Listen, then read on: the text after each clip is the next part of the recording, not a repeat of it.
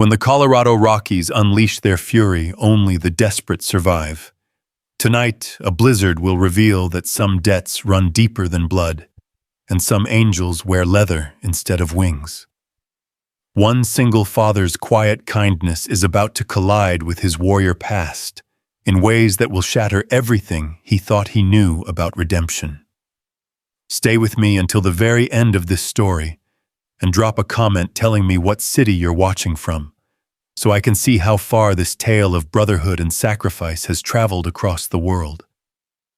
The North Star Diner sat like a forgotten prayer against the savage Colorado night, its neon sign flickering red and blue through sheets of driving snow. December had arrived with the vengeance of a jilted lover, and the blizzard that now consumed the mountain highway was the kind that swallowed travelers whole, leaving nothing but ghost stories for spring to uncover. Inside the diner's warm amber glow, Daniel Cross moved with the quiet efficiency of a man who had learned to make every motion count. At 38, his face carried the weathered lines of someone who had seen too much and said too little. Dark hair peppered with premature silver at the temples fell across eyes the color of storm clouds. Those eyes held secrets, the kind that men took to their graves or carried like shrapnel in their hearts. "Daddy, the snow looks angry tonight," 9-year-old Lila Cross observed from her usual booth by the window, her small fingers tracing patterns on the fogged glass. Her voice carried the innocent wisdom that children possess the ability to see truth in simple terms that adults complicated beyond recognition. Daniel glanced up from the grill where he was flipping the last burger of what had been a painfully slow evening. His daughter's observation wasn't wrong.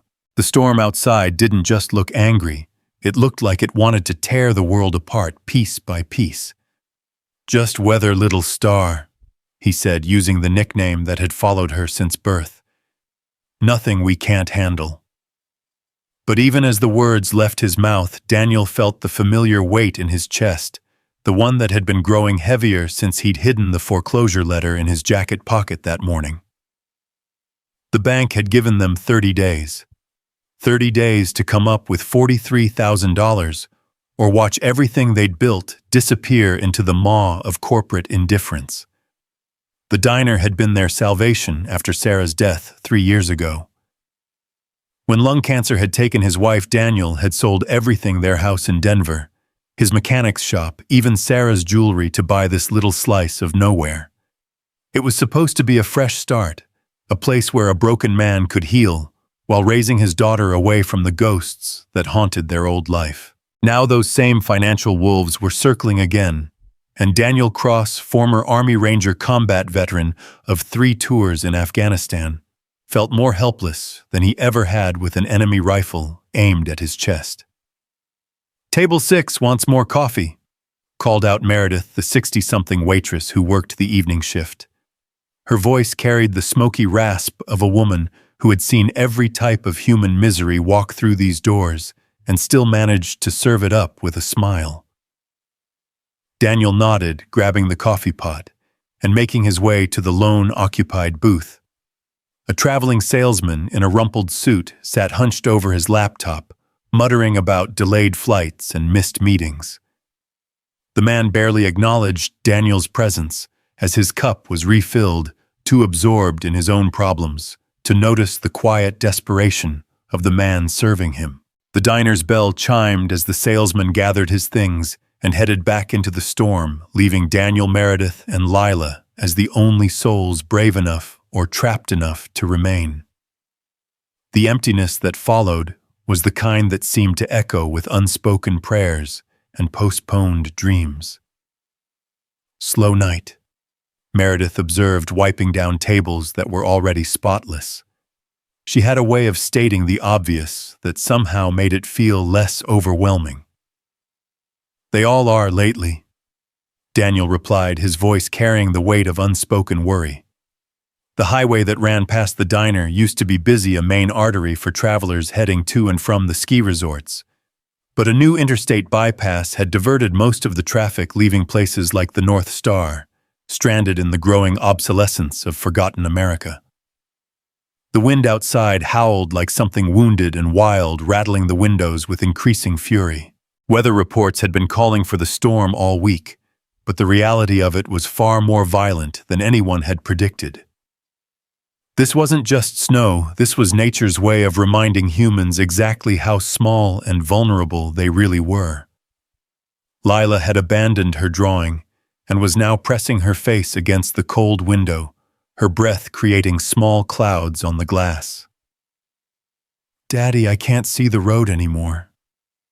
Daniel moved to stand beside his daughter, placing a protective hand on her shoulder. She was right. The snow had become so thick that the highway beyond their parking lot had vanished entirely, swallowed by a white void that seemed to extend into infinity. The storm had transformed their little corner of Colorado into an island cut off from the rest of the world by walls of wind and snow.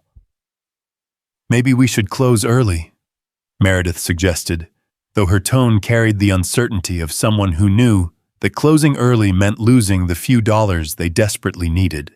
Before Daniel could respond, a sound cut through the howling wind, low rumbling and unmistakably mechanical.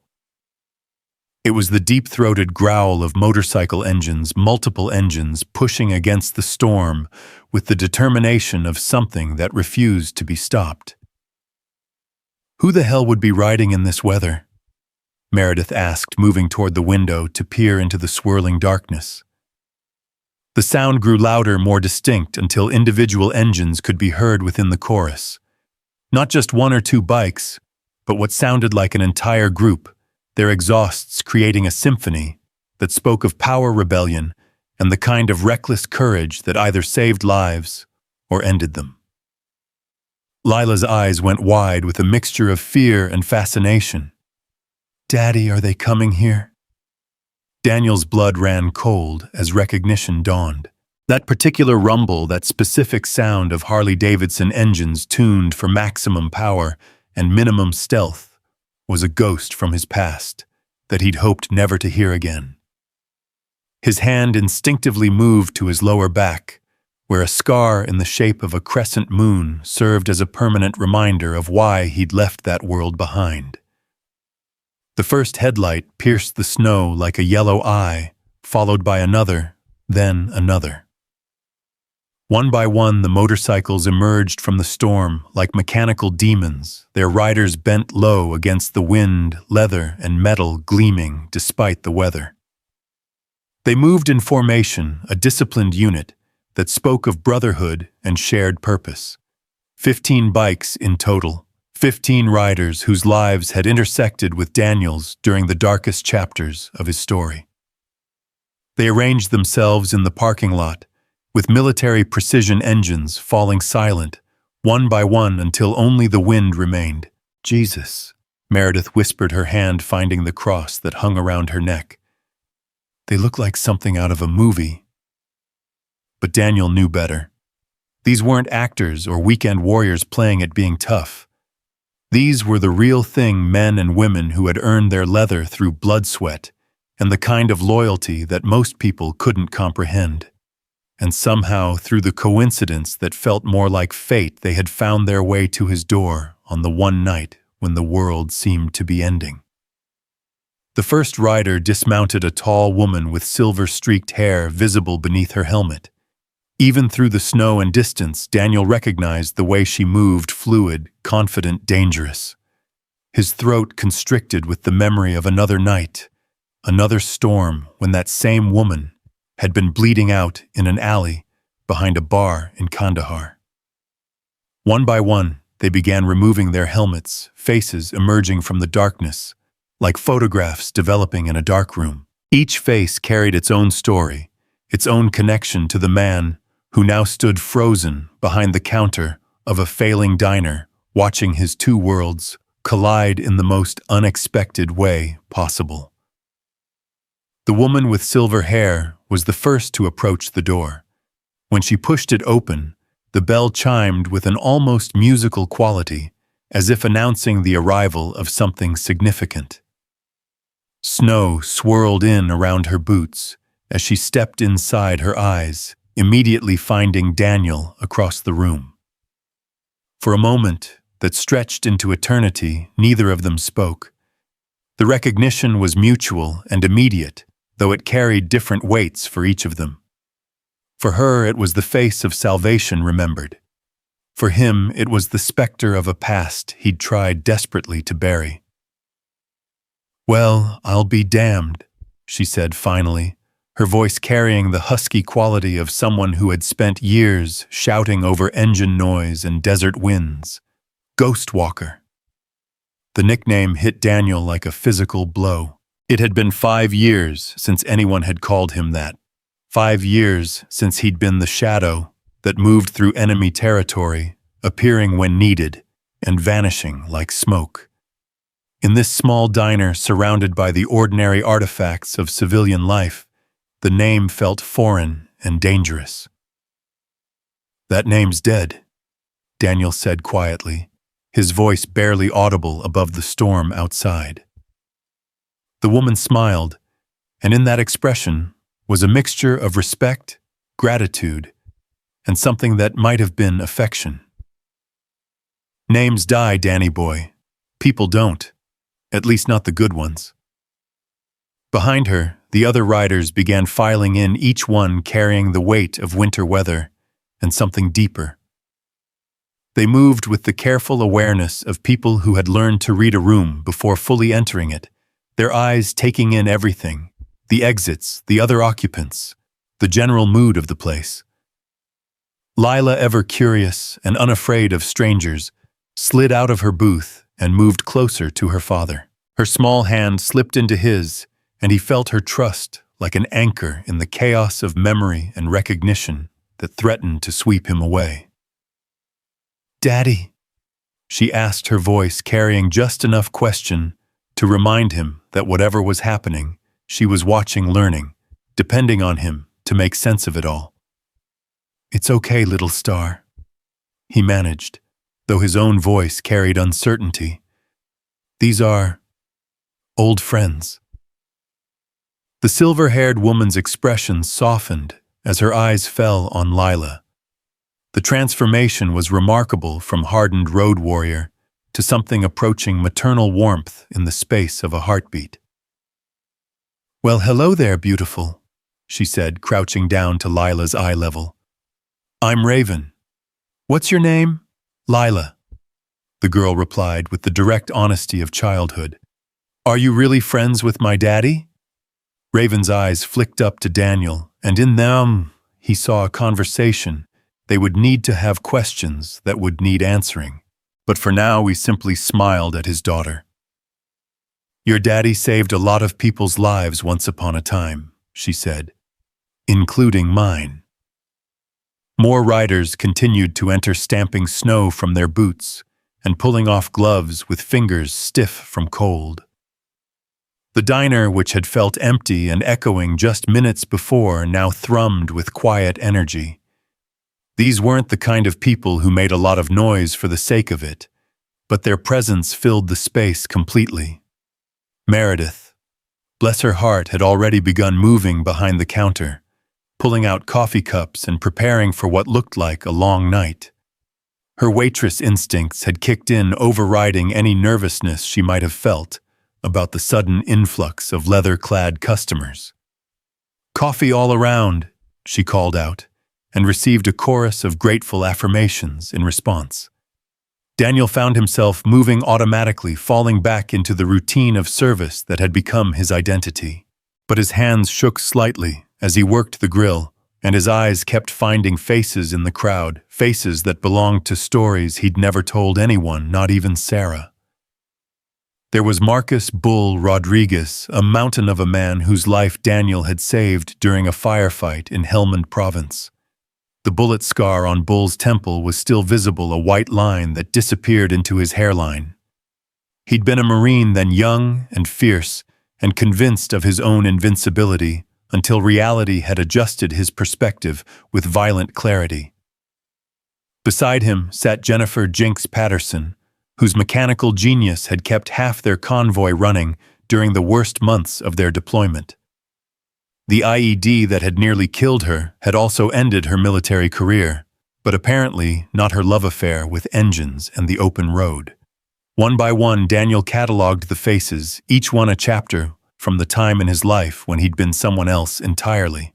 Before Sarah, before Lila, before the quiet man who flipped burgers and worried about mortgage payments, there had been Sergeant Daniel Cross, the soldier who appeared when others needed him most and disappeared before the questions could be asked. 15 years, said a voice to his left, and Daniel turned to see Tommy Preacher Williams sliding onto a bar stool. Tommy had been the chaplain's assistant back then, a man who could quote scripture and field strip a rifle with equal precision.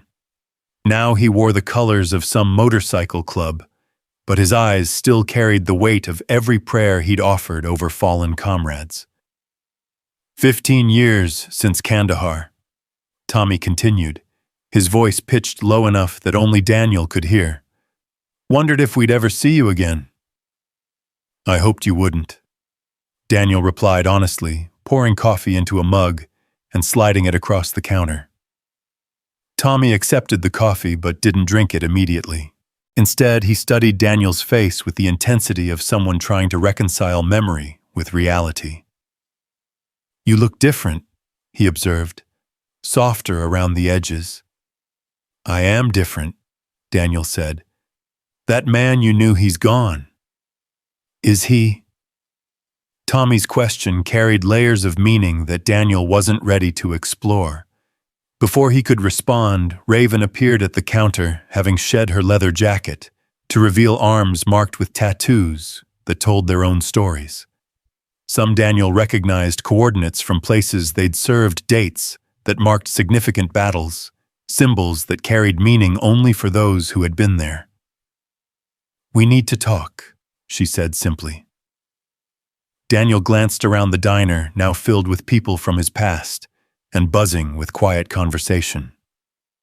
Lila was in her booth, showing her drawings to Bull, who was listening with the kind of focused attention that suggested he understood the importance of making children feel heard. Meredith was working the room like she'd been serving bikers her entire life, refilling cups and chatting easily with people who probably intimidated most civilians. Not here, Daniel said. Yes, here, Raven countered. Because this is where we found you, and finding you means something. Do you know what the odds are of 15 people from the same unit ending up in the same place on the same night 15 years later? Daniel had to admit that when she put it that way, the coincidence did seem to stretch the boundaries of probability. But coincidences happened. People traveled. Routes intersected.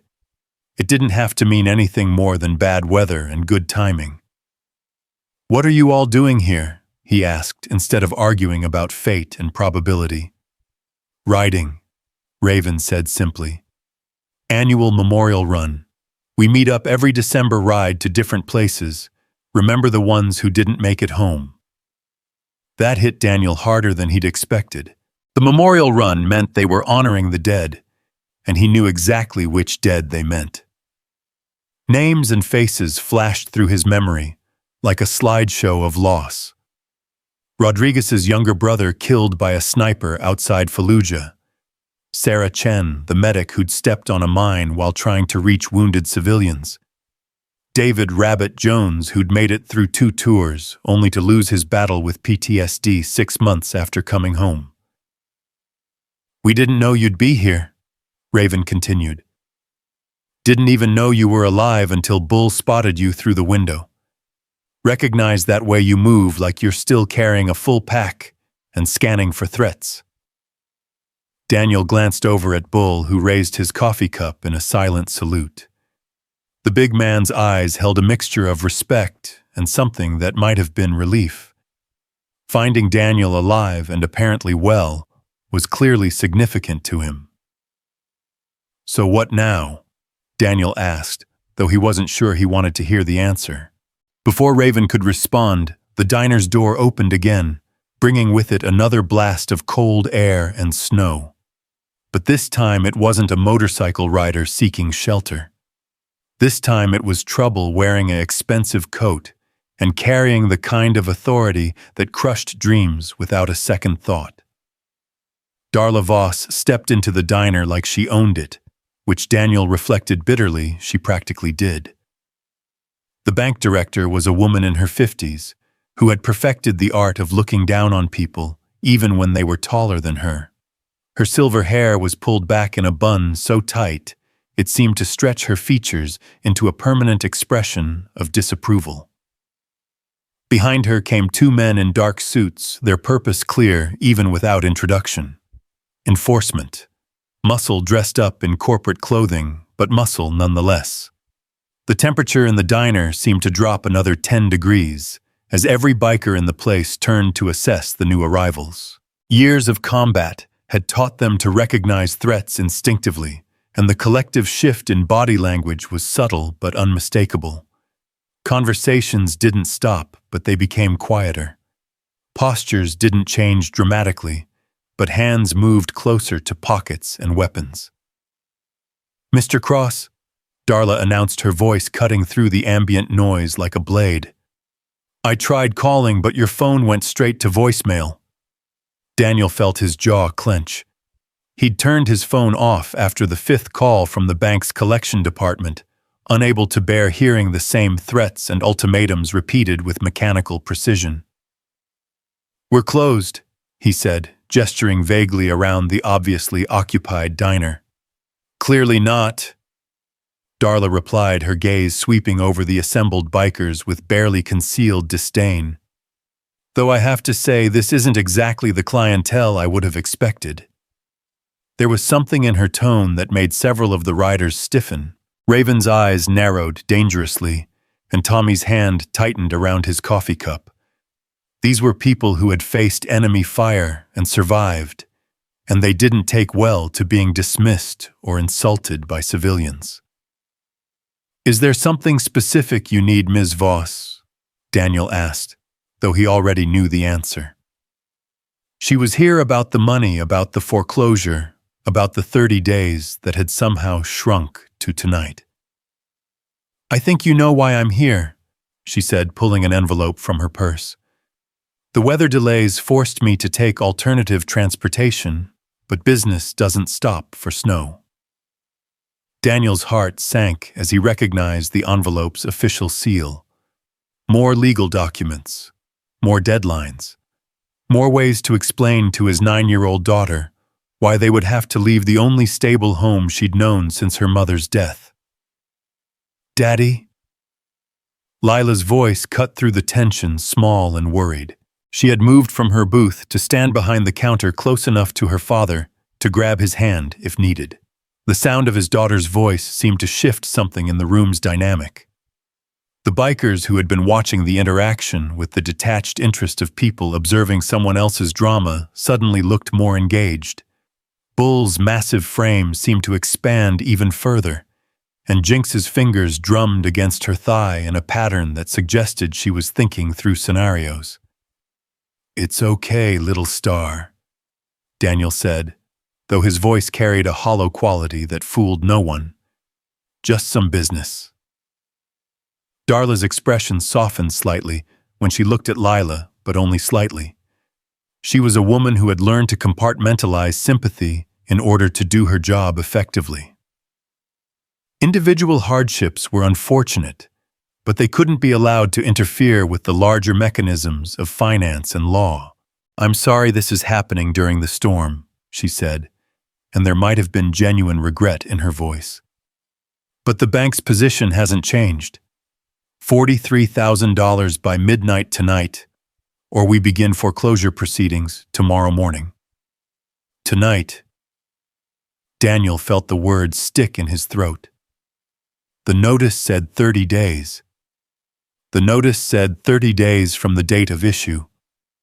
Darla corrected, pulling out another document.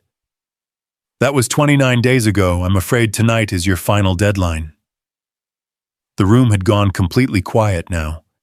Even the storm outside seemed to have paused, as if nature itself was waiting to see how this particular drama would unfold. Daniel could feel 15 pairs of eyes watching him, measuring his response, remembering the man he used to be, and comparing him to the man he'd become. "I don't have $43,000, he said simply. "You know I don't have $43,000. "Then we have a problem," Darla replied, though her tone suggested that the problem was entirely Daniel's. That's when Raven stood up.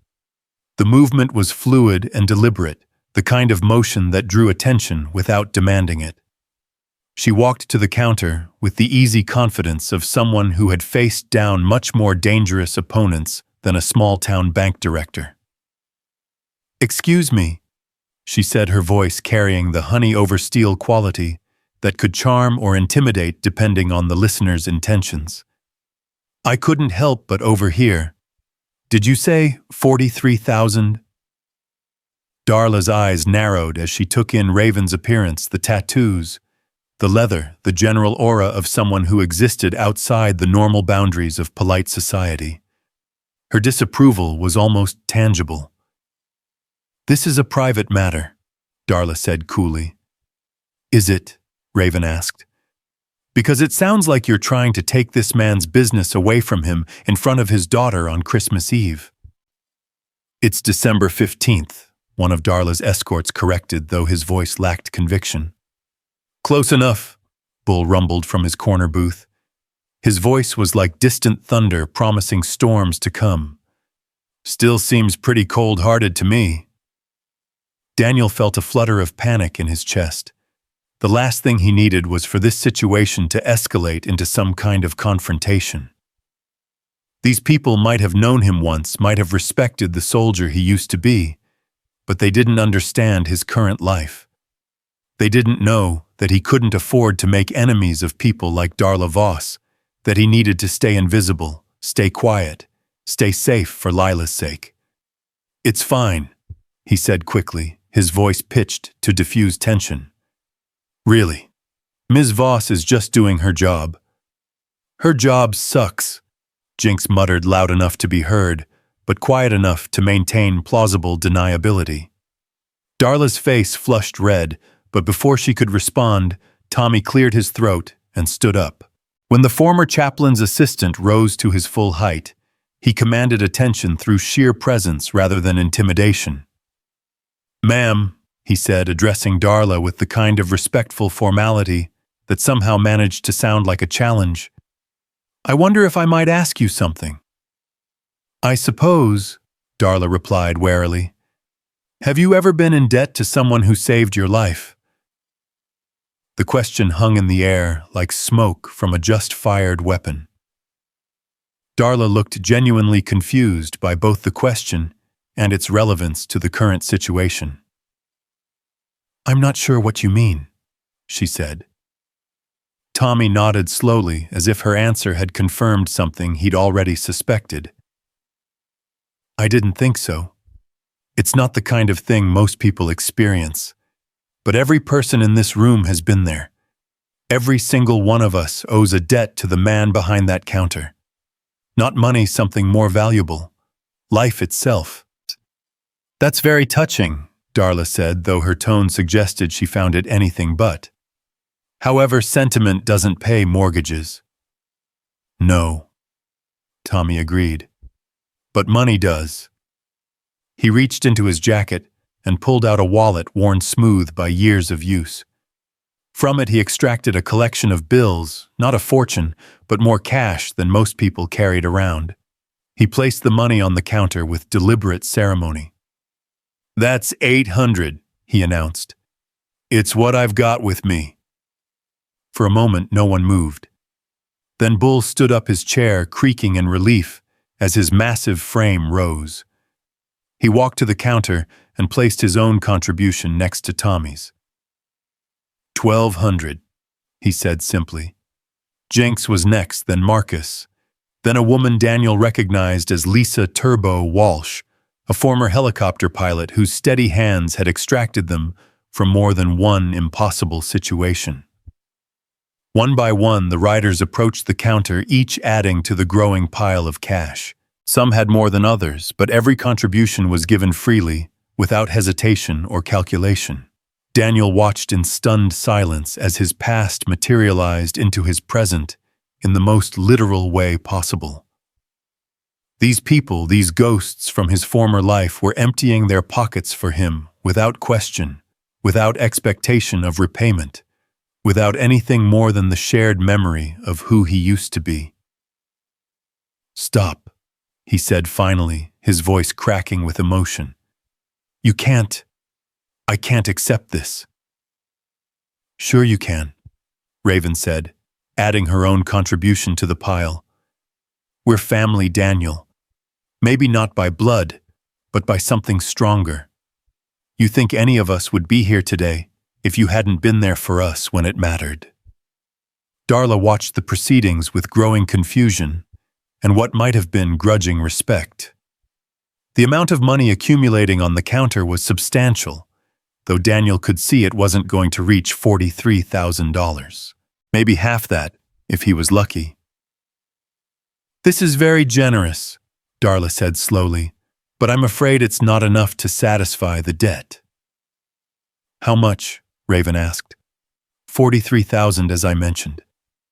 Raven nodded thoughtfully, then pulled out her phone. She stepped away from the group and made a quick call, her voice too low to be overheard clearly. When she returned, her expression was unreadable. "Done," she announced. "Done," Daniel echoed, not understanding. "The rest of it. I made some calls. The money will be in the bank's account within the hour." Daniel felt the world tilt sideways. "Raven, no. I can't let you." "You can't stop me," she interrupted. "Besides, it's not a gift. Call it an investment." "An investment in what?" Raven smiled, and for the first time since she'd walked through the door, it was purely happy without the weight of memory or the shadow of old pain. "In the future," she said. "Your future. Lila's future. This place's future." Daniel looked around the diner at the faces of people he'd served with, bled with, trusted with his life in places where trust was the difference between coming home and becoming a statistic. They were all watching him with expressions that ranged from satisfaction to expectation, as if this moment had been inevitable from the second they'd recognized him through the snow-covered window. Darla, meanwhile, looked like someone trying to solve a puzzle with missing pieces. The efficient foreclosure that should have been completed in 15 minutes had turned into something else entirely, something that didn't fit her understanding of how these situations typically played out. "I'll need to verify the transfer," she said eventually. "Of course," Raven replied. "Take all the time you need." But even as Darla stepped away to make her own phone calls, Daniel could see something changing in her expression. These weren't the usual suspects in a foreclosure case. These were people with resources, organization, and the kind of loyalty that banks dealt with in the abstract but rarely encountered in practice. Lila, who had been watching the entire exchange with the wide-eyed fascination of a child witnessing something extraordinary, finally spoke up. "Daddy," she said, tugging on his sleeve, "are these really your friends?" Daniel looked down at his daughter, then around at the assembled riders, then at the pile of money that represented more generosity than he'd encountered in years of civilian life. His throat felt tight, and his eyes burned with emotions he'd forgotten he was capable of feeling. "Yes, little star," he managed. "They really are." The storm outside continued to rage, but inside the North Star diner, something warm and inexplicable had taken root. Daniel Cross, the man who had spent 5 years trying to disappear into ordinary life, found himself surrounded by extraordinary people who refused to let him fade away. And as Darla's phone conversation continued, as the cash on the counter caught the light from the overhead fixtures, as Lila began showing her drawings to people who looked at them with the kind of attention usually reserved for important documents, Daniel began to understand that some debts couldn't be paid with money. Some debts were paid with presence, with loyalty, with the simple act of showing up when someone needed you most, just like he had done for them all those years ago, in places whose names still woke him up some nights in a cold sweat. The circle was completing itself, and Daniel Cross was beginning to remember what it felt like to be part of something larger than his own quiet desperation. The silence that followed Darla's phone call stretched like a held breath. Daniel watched her face transform from skeptical authority to bewildered acceptance as whoever she was speaking to confirmed what seemed impossible just minutes earlier. Her perfectly composed exterior began showing hairline cracks of confusion. "Yes, I understand," she said into her phone, her voice losing its earlier edge. "The full amount. Verified transfer." A pause. "No, sir, I don't understand it either." Raven caught Daniel's eye and winked a gesture so casual it might have been discussing the weather rather than $43,000 materializing out of thin air. But Daniel knew better than to think this was simple. Nothing in Raven's world had ever been simple. "Who did you call?" he asked quietly, moving closer to her, while Darla continued her conversation. "People who remember," Raven replied, her voice pitched low enough that only he could hear. "People who know what loyalty means." "What do you think we've been doing for 15 years, Daniel? Just riding around feeling sorry for ourselves?" Before he could ask what she meant, Darla ended her call and turned back to face the room. Her expression had shifted from predatory efficiency to something approaching genuine confusion. The confident bank director who had entered the diner now looked like someone trying to navigate unfamiliar territory. "The transfer has been confirmed," she announced, though her tone suggested she was having difficulty believing her own words. "The full amount, plus fees and penalties. The mortgage is current." A cheer went up from the assembled bikers, though it was the subdued kind of celebration that came from people who had learned not to trust good news completely until it proved itself over time. Daniel felt his knees weaken with relief so profound it was almost nauseating. "Daddy?" Lila's voice cut through his momentary dizziness. She was standing beside him, her small hand reaching for his. "Does this mean we get to stay?" "Yeah, little star." Daniel managed his voice thick with emotions he wasn't sure he could name. "We get to stay." But even as he spoke, the words a new weight was settling in his chest. The relief of immediate crisis averted was being replaced by the dawning realization of what accepting this help might mean. These weren't strangers making a charitable donation. These were people from his past. People who knew who he used to be, and their sudden appearance in his life couldn't be coincidence. Darla was gathering her papers with the mechanical precision of someone trying to reassert control over a situation that had spiraled beyond her understanding. Her two escorts stood like bookends, clearly as confused as their employer, but trying to maintain their professional demeanor. "I'll need Mr. Cross to sign some documents," she said, pulling out a folder thick with official papers.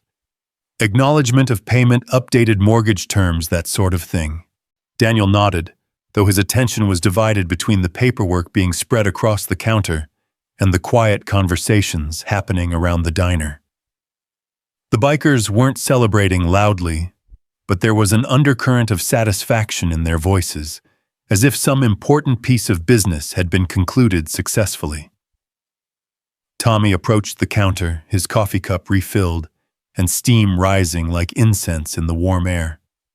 "You know, Daniel, it's interesting how things work out sometimes." "Is it?" Daniel asked, signing his name on documents he was too overwhelmed to read carefully. 15 years we've been looking for you," Tommy continued conversationally. 15 years of wondering what happened to Ghostwalker, whether he made it out of that last mission alone. Daniel's pen stopped moving. The last mission. Even now the memory of it could make his hands shake and his vision blur around the edges. 3 days behind enemy lines with a wounded soldier who refused to be left behind, and intel that could save or doom an entire battalion. 3 days of moving through hostile territory with Taliban fighters closing in from every direction. "Tommy," he said quietly, not looking up from the paperwork. "We knew you made it out." Tommy pressed on, seemingly oblivious to Daniel's discomfort. "The mission reports said you delivered the intel and got Rodriguez's boy to the evac point, but then you just disappeared. No forwarding address, no contact information, nothing." "I wanted to disappear," Daniel said, his voice barely audible above the storm outside. "Did you?" Raven had appeared on his other side, her presence as silent as her namesake. "Or did you just want to stop hurting?" The question hit closer to the truth than Daniel was comfortable admitting. After Sarah's death, after Lila had become his entire world, the idea of being someone who attracted danger had become unbearable. Ghostwalker might have saved lives, but he had also made enemies, and enemies had long memories and patient hearts. "Same thing," Daniel muttered, continuing to sign documents. "No," Raven said firmly. "It's not the same thing at all. Disappearing means you don't exist anymore. Stopping the hurt means you find a different way to exist." Darla cleared her throat, clearly uncomfortable with the personal nature of the conversation happening around her business transaction. "If you could initial here, Mr. Cross, and sign at the bottom of this page." Daniel complied, but his mind was elsewhere. Around the diner, the bikers had settled into comfortable conversations, as if they planned to stay for a while. The storm outside showed no signs of abating, and the idea of 15 motorcycles attempting to navigate the mountain roads in these conditions seemed somewhere between dangerous and suicidal. "You're staying the night," Daniel said. It wasn't really a question. "Looks that way," Bull rumbled from his booth. "Unless you know somewhere else around here that serves coffee this good and doesn't mind bikers tracking snow all over the floor." Meredith, who had been listening to the exchange with growing amusement, laughed outright.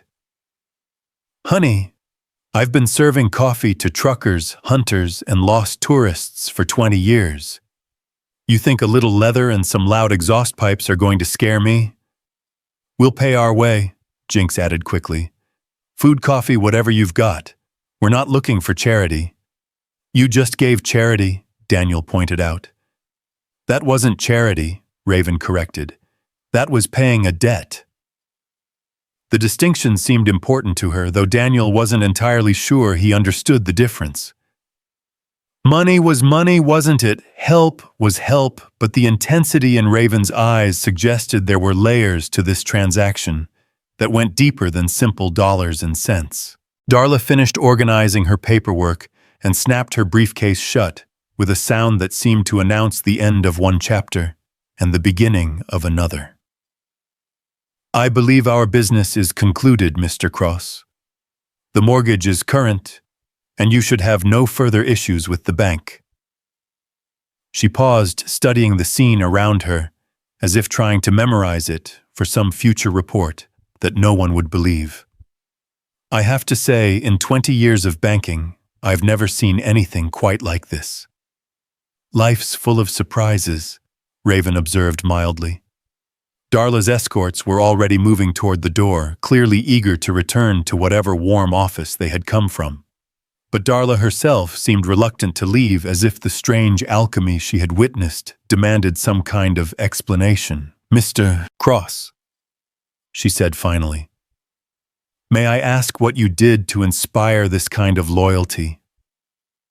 Daniel looked around the room at the faces that belonged to memories he had tried to bury, at his daughter, who was showing her drawings to people who looked at them with the kind of focused attention that made children feel important, at the pile of cash that represented more generosity than he had encountered in years of civilian life. "I did my job," he said simply. "Must have been some job," Darla replied. Then, with the kind of awkward formality that came from trying to end an interaction that had gone far beyond professional boundaries, she added, "Good evening, everyone. Drive safely when you leave." The door closed behind her with a finality that seemed to release the tension that had been building since her arrival. The diner felt different now, warmer somehow, as if the successful resolution of the mortgage crisis had changed the fundamental nature of the space. "So," Meredith said, moving behind the counter to begin preparing for what was clearly going to be a long night. "Who wants food? Because I'm thinking if you're all planning to wait out the storm, we might as well make it comfortable." The response was immediate and enthusiastic. These were people who had learned to take comfort where they found it, and the prospect of hot food in a warm place while the world raged outside was not something to be taken lightly. "What have you got?" asked a rider Daniel recognized as Carlos Wheels Martinez, a former mechanic whose steady hands had kept their vehicles running through some of the worst terrain Afghanistan had to offer. "Standard diner fare," Meredith replied, pulling out menus that were worn smooth by years of use. "Burgers, fries, pie if you're feeling adventurous. Nothing fancy, but it's hot, and there's plenty of it." Daniel found himself moving automatically back to his position behind the grill, muscle memory taking over while his mind tried to process the surreal turn his evening had taken. Just an hour ago, he had been facing the loss of everything he had built. Now he was cooking for people who had emerged from his past, like some kind of Christmas miracle, if Christmas miracles wore leather and rode Harleys. "You need help back there," Jinx called out. "I've got it," Daniel replied, though the truth was he could use the assistance. Cooking for 15 hungry bikers after an emotional crisis was not exactly what he had planned for the evening. But as he worked flipping burgers and dropping fries into hot oil, Daniel began to notice something. The conversations happening around the diner weren't just idle chatter. These people were sharing stories, and many of those stories featured him. Not the quiet man who ran a failing diner in the Colorado mountains, but the soldier who had appeared in their darkest moments like some kind of guardian angel. "Remember that night in Kandahar?" Wheels was saying to Bull, his voice carrying clearly over the sizzle of the grill, "when the convoy got hit and Rodriguez was bleeding out in the back of the Humvee." Bull nodded grimly. "Thought we were all dead." RPG took out the lead vehicle, small arms fire coming from 3 directions, and Rodriguez losing blood faster than we could stop it. Then Ghostwalker just appeared, Wheels continued. Like he materialized out of the smoke, laid down covering fire while you got Rodriguez to safety, then vanished again before the dust settled. Daniel's hands stilled on the grill spatula. He remembered that night, remembered the taste of cordite and fear in the air, remembered the weight of Rodriguez's body as they carried him to the evac point. But hearing it described like this, like some kind of legend or folktale, made it seem like something that had happened to someone else. "He was always doing that," said a woman's voice Daniel recognized as belonging to Lisa Turbo Walsh. "Showing up when things went sideways, fixing what could be fixed, saving who could be saved. Never stuck around for the thank yous, though," Tommy added. "Always gone before the smoke cleared." Lila, who had been listening to these stories with the fascination of a child, discovering that her father was more complex than she had realized, looked up from her drawings. "Daddy, were you really a hero?" The question hung in the air like smoke from a just-fired weapon. Every conversation in the diner stopped, every face turned toward the counter, where Daniel stood with a spatula in one hand, and his entire past laid bare by people who remembered him differently than he remembered himself. "I was a soldier," Daniel said finally, his voice careful and measured. "Soldiers do their jobs." "Some do more than their jobs," Raven observed quietly. Daniel could feel the weight of their expectation, their need to make him into something larger than life, something worthy of the loyalty they had just demonstrated. But he also knew that heroes were a luxury he couldn't afford, not with Lila depending on him to be present, stable, and safe. "That was a long time ago," he said, turning back to the grill. "Different life, different person." But even as he spoke the words, Daniel could sense that his visitors weren't ready to accept that explanation.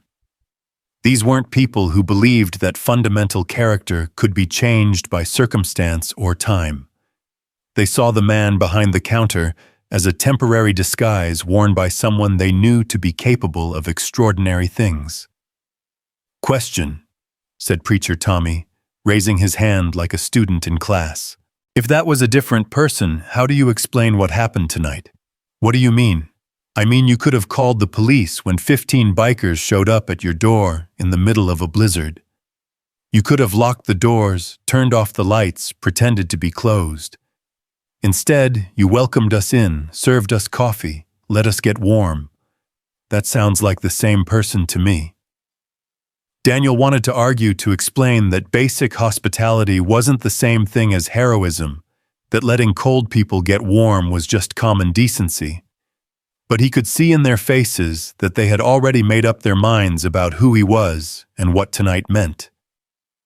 "Plus," Jinx added with a grin that was equal parts mischief and affection, "you're still scanning the room every 30 seconds, checking exits, positioning yourself so you can see both the front door and the back entrance. Some habits die hard, Ghost Walker." She was right, and Daniel knew it. Even in his own diner, even among people he had once trusted with his life, the soldier's awareness never fully went away. Part of him was always cataloging threats, planning escape routes, calculating response times. It was exhausting and necessary in equal measure. The food was ready, and Daniel began loading plates with burgers and fries, the familiar rhythm of service providing a welcome distraction from the intensity of the conversation. Meredith moved beside him with practiced efficiency, adding sides and garnishes, keeping coffee cups filled, making sure everyone had what they needed. "This is good," Bull announced after taking his first bite. "Really good. You always could cook, but this is next level." "Practice," Daniel replied. 3 years of practice." 3 years since you opened this place." Daniel nodded, not mentioning that those 3 years coincided with the time since Sarah's death. Some connections were too painful to make explicit even with people who might understand. "What made you choose this spot?" Raven asked, accepting a plate from Meredith with a grateful smile. "It was available," Daniel said simply. "Far enough from anywhere that mattered, close enough to the highway that we could make a living." "Hiding," Raven observed. "Healing," Daniel corrected, though he wasn't entirely sure there was a difference. The storm outside seemed to be intensifying if that were possible. The windows rattled with each gust of wind, and the snow was coming down so heavily that the parking lot had become invisible from inside the diner. Whatever else happened tonight, it was clear that no one would be leaving until morning. "Looks like we're stuck with each other," Wheels observed cheerfully. "Good thing we're family." "Are we?" Daniel asked the question, slipping out before he could stop it. The silence that followed was heavy with unspoken history. These people had shared foxholes and firefights, had trusted each other with secrets that could end careers and lives that could end in an instant. But 15 years was a long time, and people changed. "Didn't they? Blood doesn't make family," Raven said finally. "Shared risk does. Mutual dependence does. Knowing that someone will show up when you need them most, that makes family." "And tonight proves we're still family," Tommy added. "Because when one of us needed help, the rest of us showed up." "You didn't know I needed help," Daniel pointed out. "You just happened to be here." "Did we?" Jinx asked, her voice carrying a note of something that might have been amusement. "Daniel, do you really think 15 people from the same unit just happened to end up at your door on the same night you were about to lose everything? The question sent a chill down Daniel's spine that had nothing to do with the storm outside. He looked around the diner, studying faces that were watching him with expressions that ranged from expectant to knowing, and began to understand that there were layers to this situation he hadn't considered. "What are you saying?" "I'm saying that some of us have been keeping tabs," Raven replied. "I'm saying that when we heard about the mortgage problems, about the foreclosure notice, about a certain single father who was about to lose the only stable home his daughter had ever known, we decided it was time for a reunion." Daniel felt the world tilt sideways again, but this time it wasn't relief or gratitude making him dizzy. It was the realization that his carefully constructed anonymous life hadn't been as anonymous as he'd believed. Someone had been watching, monitoring, keeping track of his movements and circumstances. "How long have you known where I was?"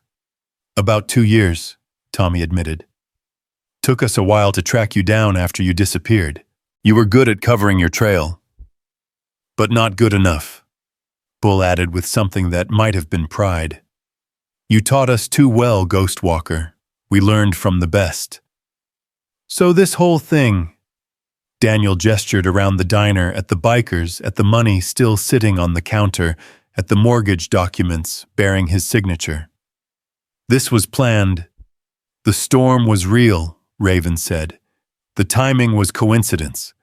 But the help, the money, the fact that we were in the area when you needed us most. Yeah, that was planned." Daniel sank onto a stool behind the counter, the weight of revelation settling on his shoulders like a heavy pack. For 3 years he had believed himself to be invisible, forgotten, safely removed from the world that had nearly consumed him. To discover that he had been under surveillance, even benevolent surveillance, by people he had trusted, was both comforting and terrifying. "Why?" he asked. "Because we don't leave people behind," Raven said simply. "Not in Afghanistan, not in civilian life, not ever. That's the code, Daniel. That's what you taught us." Lila, who had been listening to this exchange with the wide-eyed attention of a child, discovering that the adults in her life were more complicated than she had realized, finally spoke up. "Daddy, I think your friends love you." The simple observation cut through the tension like a blade, reducing complex emotions and tangled motivations to their essential truth. Around the diner, 15 hardened veterans of war and the road found themselves smiling at the wisdom of a 9-year-old girl who could see what they had been trying to explain. "Yeah, little star," Daniel said softly, his voice thick with emotions he couldn't name. "I think they do." The truth settled over the diner like a blanket, heavy with implications Daniel wasn't sure he was ready to face. Outside, the storm continued its relentless assault on the mountain, but inside, a different kind of weather was brewing. The revelation that his sanctuary had never been as secret as he'd believed changed everything, yet somehow changed nothing at all. 2 years. Daniel repeated the words, tasting bitter in his mouth. "You've been watching me for 2 years." "Not watching," Raven corrected, her voice gentle but firm. "Caring. There's a difference." "Is there?" Daniel asked, though part of him already knew the answer. These weren't strangers with ulterior motives. These were people who had shared the kind of experiences that forged bonds stronger than steel. But understanding didn't make the violation of his privacy any easier to accept. Jinx leaned forward in her booth, her mechanical fingers tapping a nervous rhythm on the tabletop. "Daniel, you disappeared. One day you were Ghost Walker, the guy who showed up when everything went to hell, and the next day you were gone. No forwarding address, no contact information, nothing. What were we supposed to think? You were supposed to think I wanted to be left alone." Daniel replied, his voice carrying an edge of frustration that surprised him. Were you alone? Tommy asked quietly. Or were you just lonely? The question hit deeper than Daniel wanted to admit. The past 3 years had been a masterclass in functional isolation. He had Lila and she was everything to him, but adult conversation had been limited to customers ordering food and teachers discussing his daughter's progress in school. He had convinced himself that solitude was healing, that distance was safety, that invisibility was peace. But sitting in his diner, surrounded by people who remembered him as someone capable of extraordinary things, Daniel began to wonder if he had been hiding from the wrong enemy. It doesn't matter, he said finally. What's done is done. The mortgage is paid, the diner is safe, and you've all done more than enough. Have we? Raven asked, and there was something in her tone that made Daniel look up sharply. Around the diner, the conversations had taken on a different quality. Instead of reminiscing about old times, the bikers were talking about the present, about the future, about possibilities that Daniel wasn't sure he wanted to explore.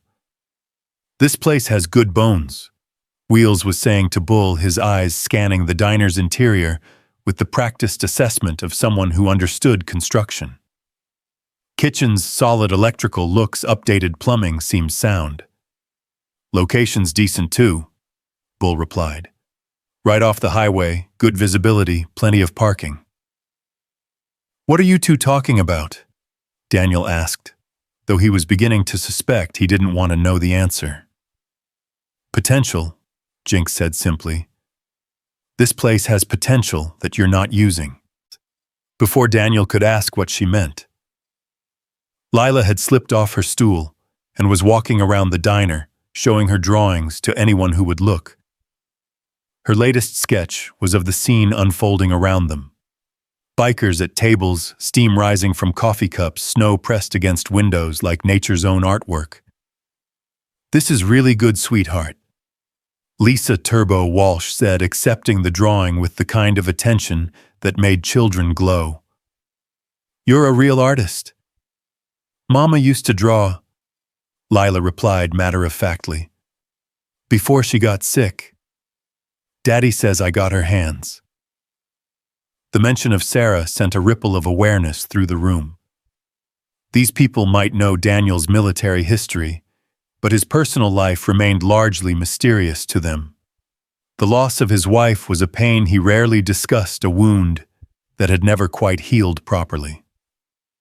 She must have been very talented, Turbo said gently. She was everything, Daniel said quietly, not intending for his words to carry, but knowing they had when the room fell silent. Raven rose from her booth and moved to the counter, her movements fluid and purposeful. She didn't speak immediately, just stood there studying Daniel's face with the intensity of someone trying to read a complex map. How long since she passed? She asked finally. 3 years. 3 years and 4 months. The precision of his answer revealed more than Daniel intended. He knew exactly how long he'd been alone, down to the day, sometimes down to the hour. And you've been doing this alone ever since. It wasn't a question, but Daniel nodded anyway. It's what she would have wanted. Lila needed stability, needed a normal life. Did she? Raven asked. Or did you need to believe she needed that? The question was gentle, but pointed, the kind that therapists asked when they wanted to crack open carefully constructed defenses. Daniel felt his jaw tighten with automatic resistance to psychological examination. Lila is my priority, he said firmly. Everything I do is for her. Including hiding from everyone who cares about you. Including protecting her from the kind of life that gets people killed. Raven nodded slowly, as if his answer had confirmed something she already suspected. Daniel, what do you think we've been doing for the past 15 years? I have no idea. Living? Raven said simply. Getting married, having kids, starting businesses, building communities. The war ended, but our lives didn't. We just found different battles to fight. Around the diner, conversations had resumed, but Daniel could sense that everyone was listening, waiting to see how this exchange would unfold. These people had traveled through a blizzard to reach him, had emptied their wallets to save his home, and now they were asking questions he wasn't sure he was ready to answer. What kind of battles? He found himself asking, despite his better judgment. The same ones everyone fights, Tommy replied from his booth. Making ends meet, keeping families together, finding purpose beyond survival. Some of us started a security company, Bull added casually. Consulting work mostly, corporate protection, risk assessment, that sort of thing. Others went into construction, Wheels chimed in. Turns out skills you learn in the military translate pretty well to civilian work. And some of us, Raven said with a meaningful look around the room, learned that the best way to honor the people who saved us was to save others when we could. Daniel was beginning to understand that this conversation had layers he hadn't recognized. These weren't just social visits or casual updates. These people were building something, creating something, and they wanted him to be part of it. "What are you really asking me?" he said finally. "We're asking if you're tired of hiding," Jinx replied bluntly. "We're asking if you want to be part of something bigger than keeping your head down and hoping nobody notices you. I have a daughter to think about. So do half the people in this room," Raven pointed out. "Kids don't need parents who are afraid of the world, Daniel. They need parents who engage with it." Lila had returned to her booth and was working on a new drawing, her tongue poking out slightly in concentration, the way Sarah's used to when she was focused on something important. The resemblance was so strong, it made Daniel's chest ache with familiar grief. "What would you have me do?" he asked quietly. "Pack up everything and follow you back to whatever war zone you're planning to save next." "Nothing that dramatic," Raven assured him. "But maybe stop pretending that the man who saved 15 lives in a single night doesn't exist anymore." "That was different. Was it because from where I'm sitting, it looks like the same man who pulled Bull out of that burning Humvee just spent the evening making sure 15 cold, hungry people had food and shelter? The methods might have changed, but the heart hasn't." Before Daniel could respond, the lights flickered. Once, twice, then went out, completely plunging the diner into darkness except for the faint glow from the emergency exit signs and the occasional flash of lightning outside. "Well, that's not good," Meredith observed with the kind of calm that came from dealing with mountain weather for decades. "Backup generator?" Raven asked. "There is no backup generator," Daniel replied, already moving toward the kitchen to check the circuit breakers. "Haven't been able to afford one." The darkness transformed the diner completely. What had been warm and welcoming just moments before now felt vulnerable and isolated. The storm outside seemed louder without the buffer of electric lights and background noise from kitchen equipment. "Everyone stay calm," Daniel called out, though he could hear from their voices that panic wasn't an issue. These were people who had faced far worse circumstances than a power outage in a warm building. "I've got a flashlight," Bull announced, producing a heavy-duty tactical light that cut through the darkness like a sword. Other lights began appearing as various bikers pulled out phones, pocket flashlights, and other sources of illumination. "Circuit breakers are fine," Daniel reported from the kitchen. "Must be the main line. Probably a tree down somewhere up the mountain." "How long until they fix it?" Lila asked, her voice small but not frightened. It was her father's daughter, raised to face uncertainty with curiosity rather than fear. "Could be hours," Daniel admitted. "Could be days, depending on how bad the damage is and how long the storm lasts."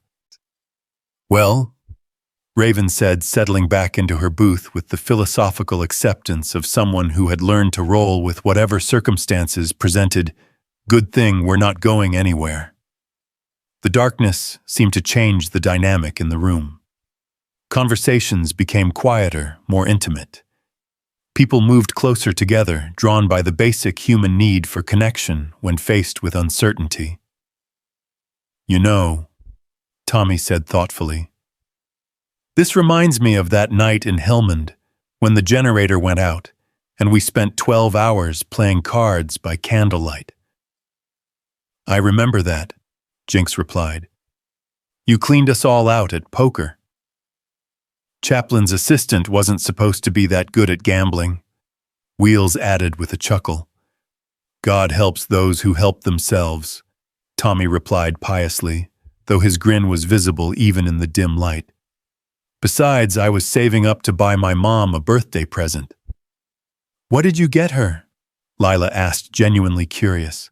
"A coffee mug that said, 'World's greatest mom of a future preacher,'" Tommy replied. "She still has it."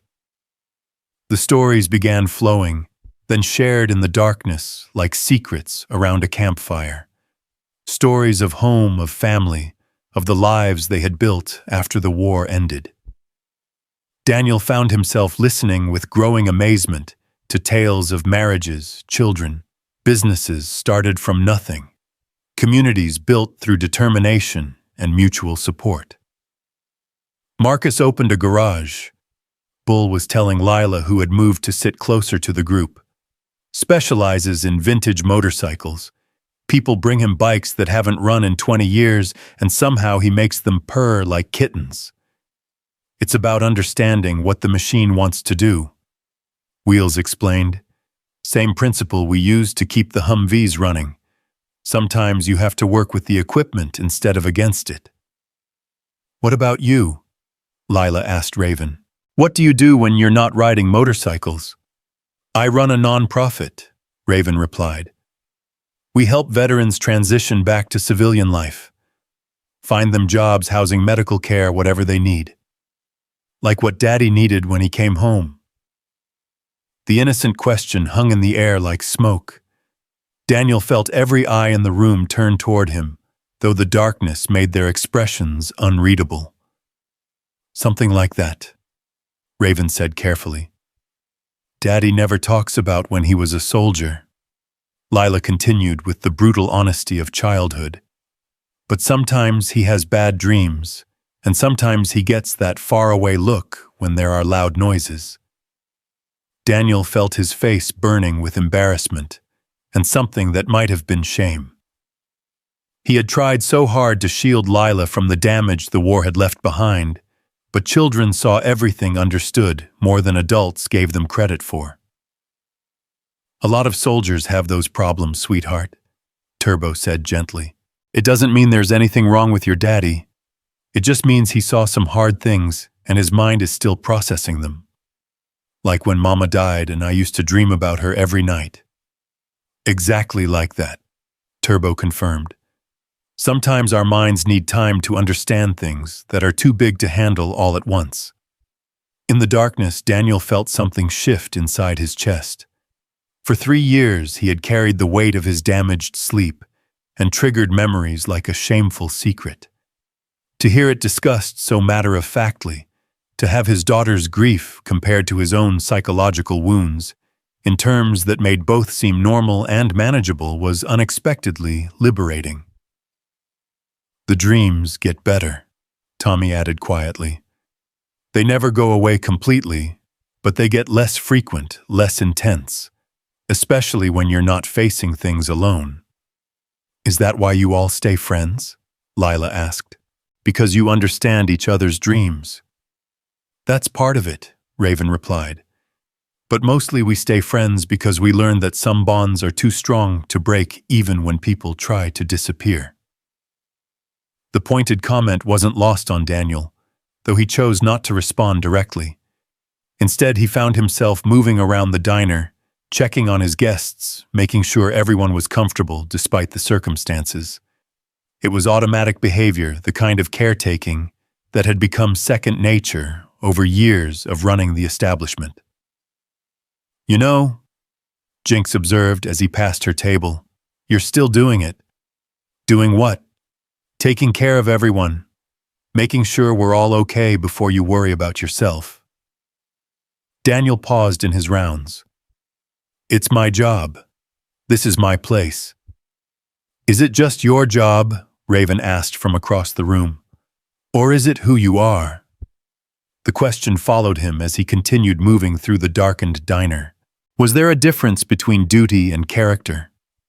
Between what someone did and who someone was, he had spent 3 years trying to convince himself that Ghost Walker was a role he had played, a mask he had worn, a version of himself that existed only in specific circumstances. But sitting in his own diner, watching these people who had known him in his previous life interact with his current reality, Daniel began to suspect that the lines weren't as clear as he had wanted them to be. I used to think I knew the difference between who I was and what I did, he said finally, his voice carrying clearly in the quiet room. The war ended, so I figured that part of me could end too. Did it? Tommy asked. Daniel considered the question seriously. I thought so. For 3 years I thought so, but tonight you realize that some things don't end just because you want them to. Raven finished for him. Something like that. And the storm outside was beginning to show signs of weakening, though the snow continued to fall steadily. The wind had lost some of its earlier fury, and the rattling of windows had subsided to occasional gusts rather than constant assault. Power might come back soon, Meredith observed hopefully. Maybe. Daniel agreed, though part of him wasn't sure he wanted the lights to return. There was something about the darkness that made honesty easier, made the barriers he had built around his heart seem less necessary. Can I ask you something, Daddy? Lila's voice cut through his thoughts. Of course, little star. Are you happy? The question was so simple and so devastating that Daniel felt his breath catch in his throat. Happy. Was he happy? He was surviving, certainly. He was functioning, providing for his daughter, maintaining the routines that kept their small world stable. But happy. I'm content, he said finally. That's not the same thing, Lila replied with the devastating insight of a child who had learned to read adults' emotions with survival precision. No, Daniel admitted. It's not the same thing. Were you happier when you were helping people? Daniel looked around the room at the faces barely visible in the dim light, at people who had traveled through a blizzard to help him, who had emptied their pockets to save his home, who had spent the evening sharing stories and laughter, despite being stranded by circumstances beyond their control. I thought I was helping people here, he said. You are, Raven assured him. But maybe you could help more people in more places. What are you proposing? Partnership, she said simply. The nonprofit I run, it's growing. We need people with your skills, your instincts, your ability to see what people need before they ask for it. I can't leave the diner. Who said anything about leaving? This place could be part of what we do, a way station for people who need somewhere safe to land while they figure out their next steps. Daniel felt his heart begin to race with something that might have been excitement, or might have been terror. The idea of expanding beyond the small, safe world he had created was both thrilling and terrifying. It would mean giving up anonymity, he pointed out. It would mean giving up isolation, Raven corrected. There's a difference. Around the room, he could sense the others listening, waiting to see how he would respond to this invitation back into the world they shared. These weren't people who would pressure him, wouldn't force a decision he wasn't ready to make. But they also weren't people who would pretend that the option didn't exist. I need to think about it, Daniel said finally. Of course you do, Raven replied. But while you're thinking, remember something. What's that? Remember that heroes don't always wear uniforms. Sometimes they wear aprons and serve coffee to strangers. Sometimes they open their doors during blizzards and make sure everyone gets fed. Sometimes they raise daughters who ask the right questions at the right time. Lila beamed at the compliment, though Daniel suspected she didn't fully understand its implications. But he understood, and the understanding was both humbling and terrifying.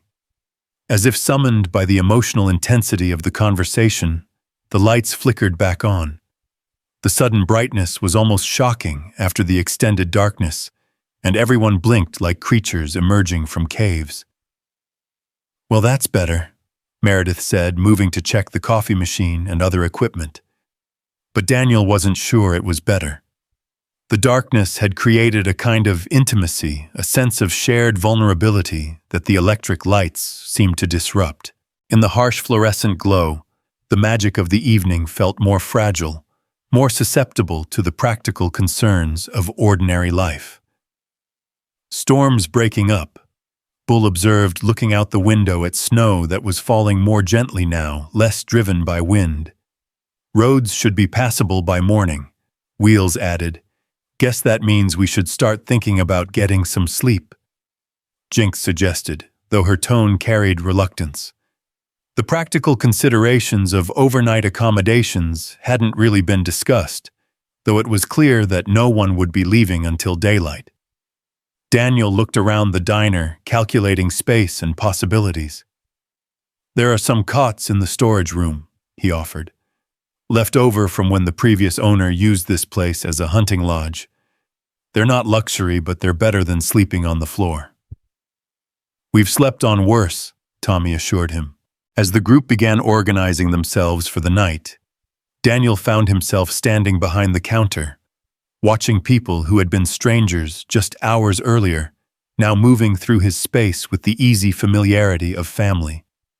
They were helping each other, sharing resources, making sure everyone was comfortable before settling in themselves. It was the same behavior he remembered from their military service, the same instinctive cooperation that had kept them alive in hostile territory. But seeing it applied to civilian circumstances, watching it extend to his daughter and his business and his life, made Daniel understand something he had been avoiding for 3 years. These people weren't visitors from his past. They were family, and family didn't disappear just because circumstances changed. The realization was both comforting and overwhelming, filled with possibilities he wasn't sure he was ready to explore, but couldn't quite bring himself to dismiss.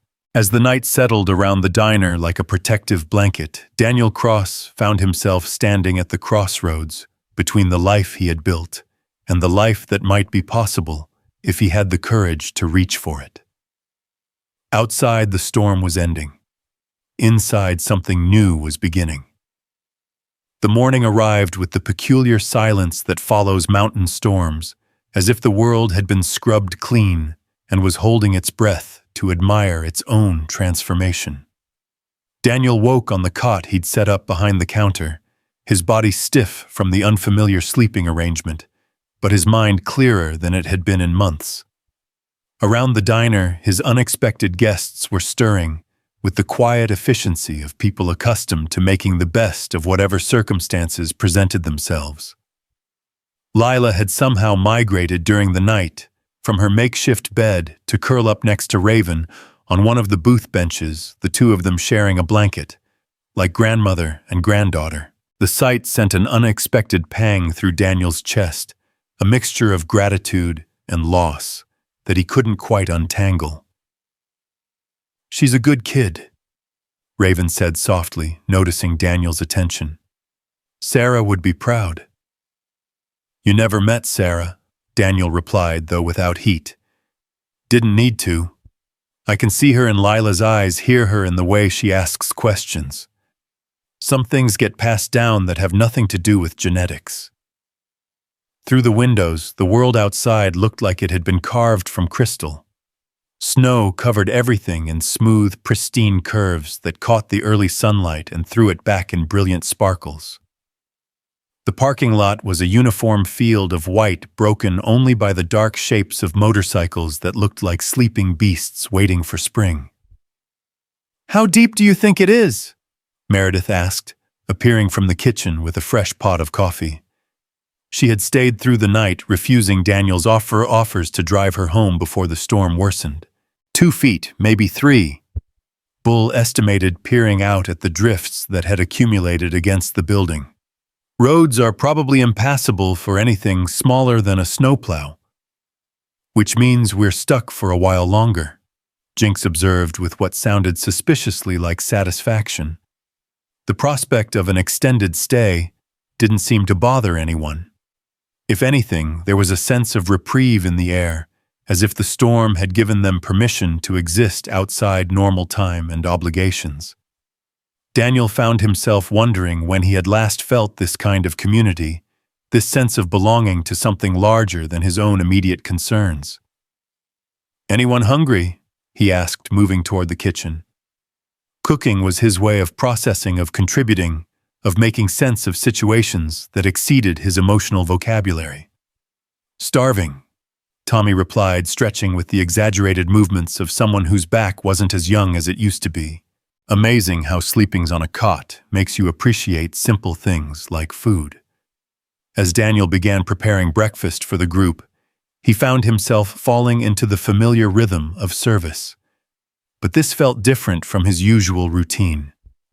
Instead of the solitary efficiency of feeding strangers who would disappear as soon as their bills were paid, this was more like cooking for family, for people who would remember the meal and associate it with shared experience.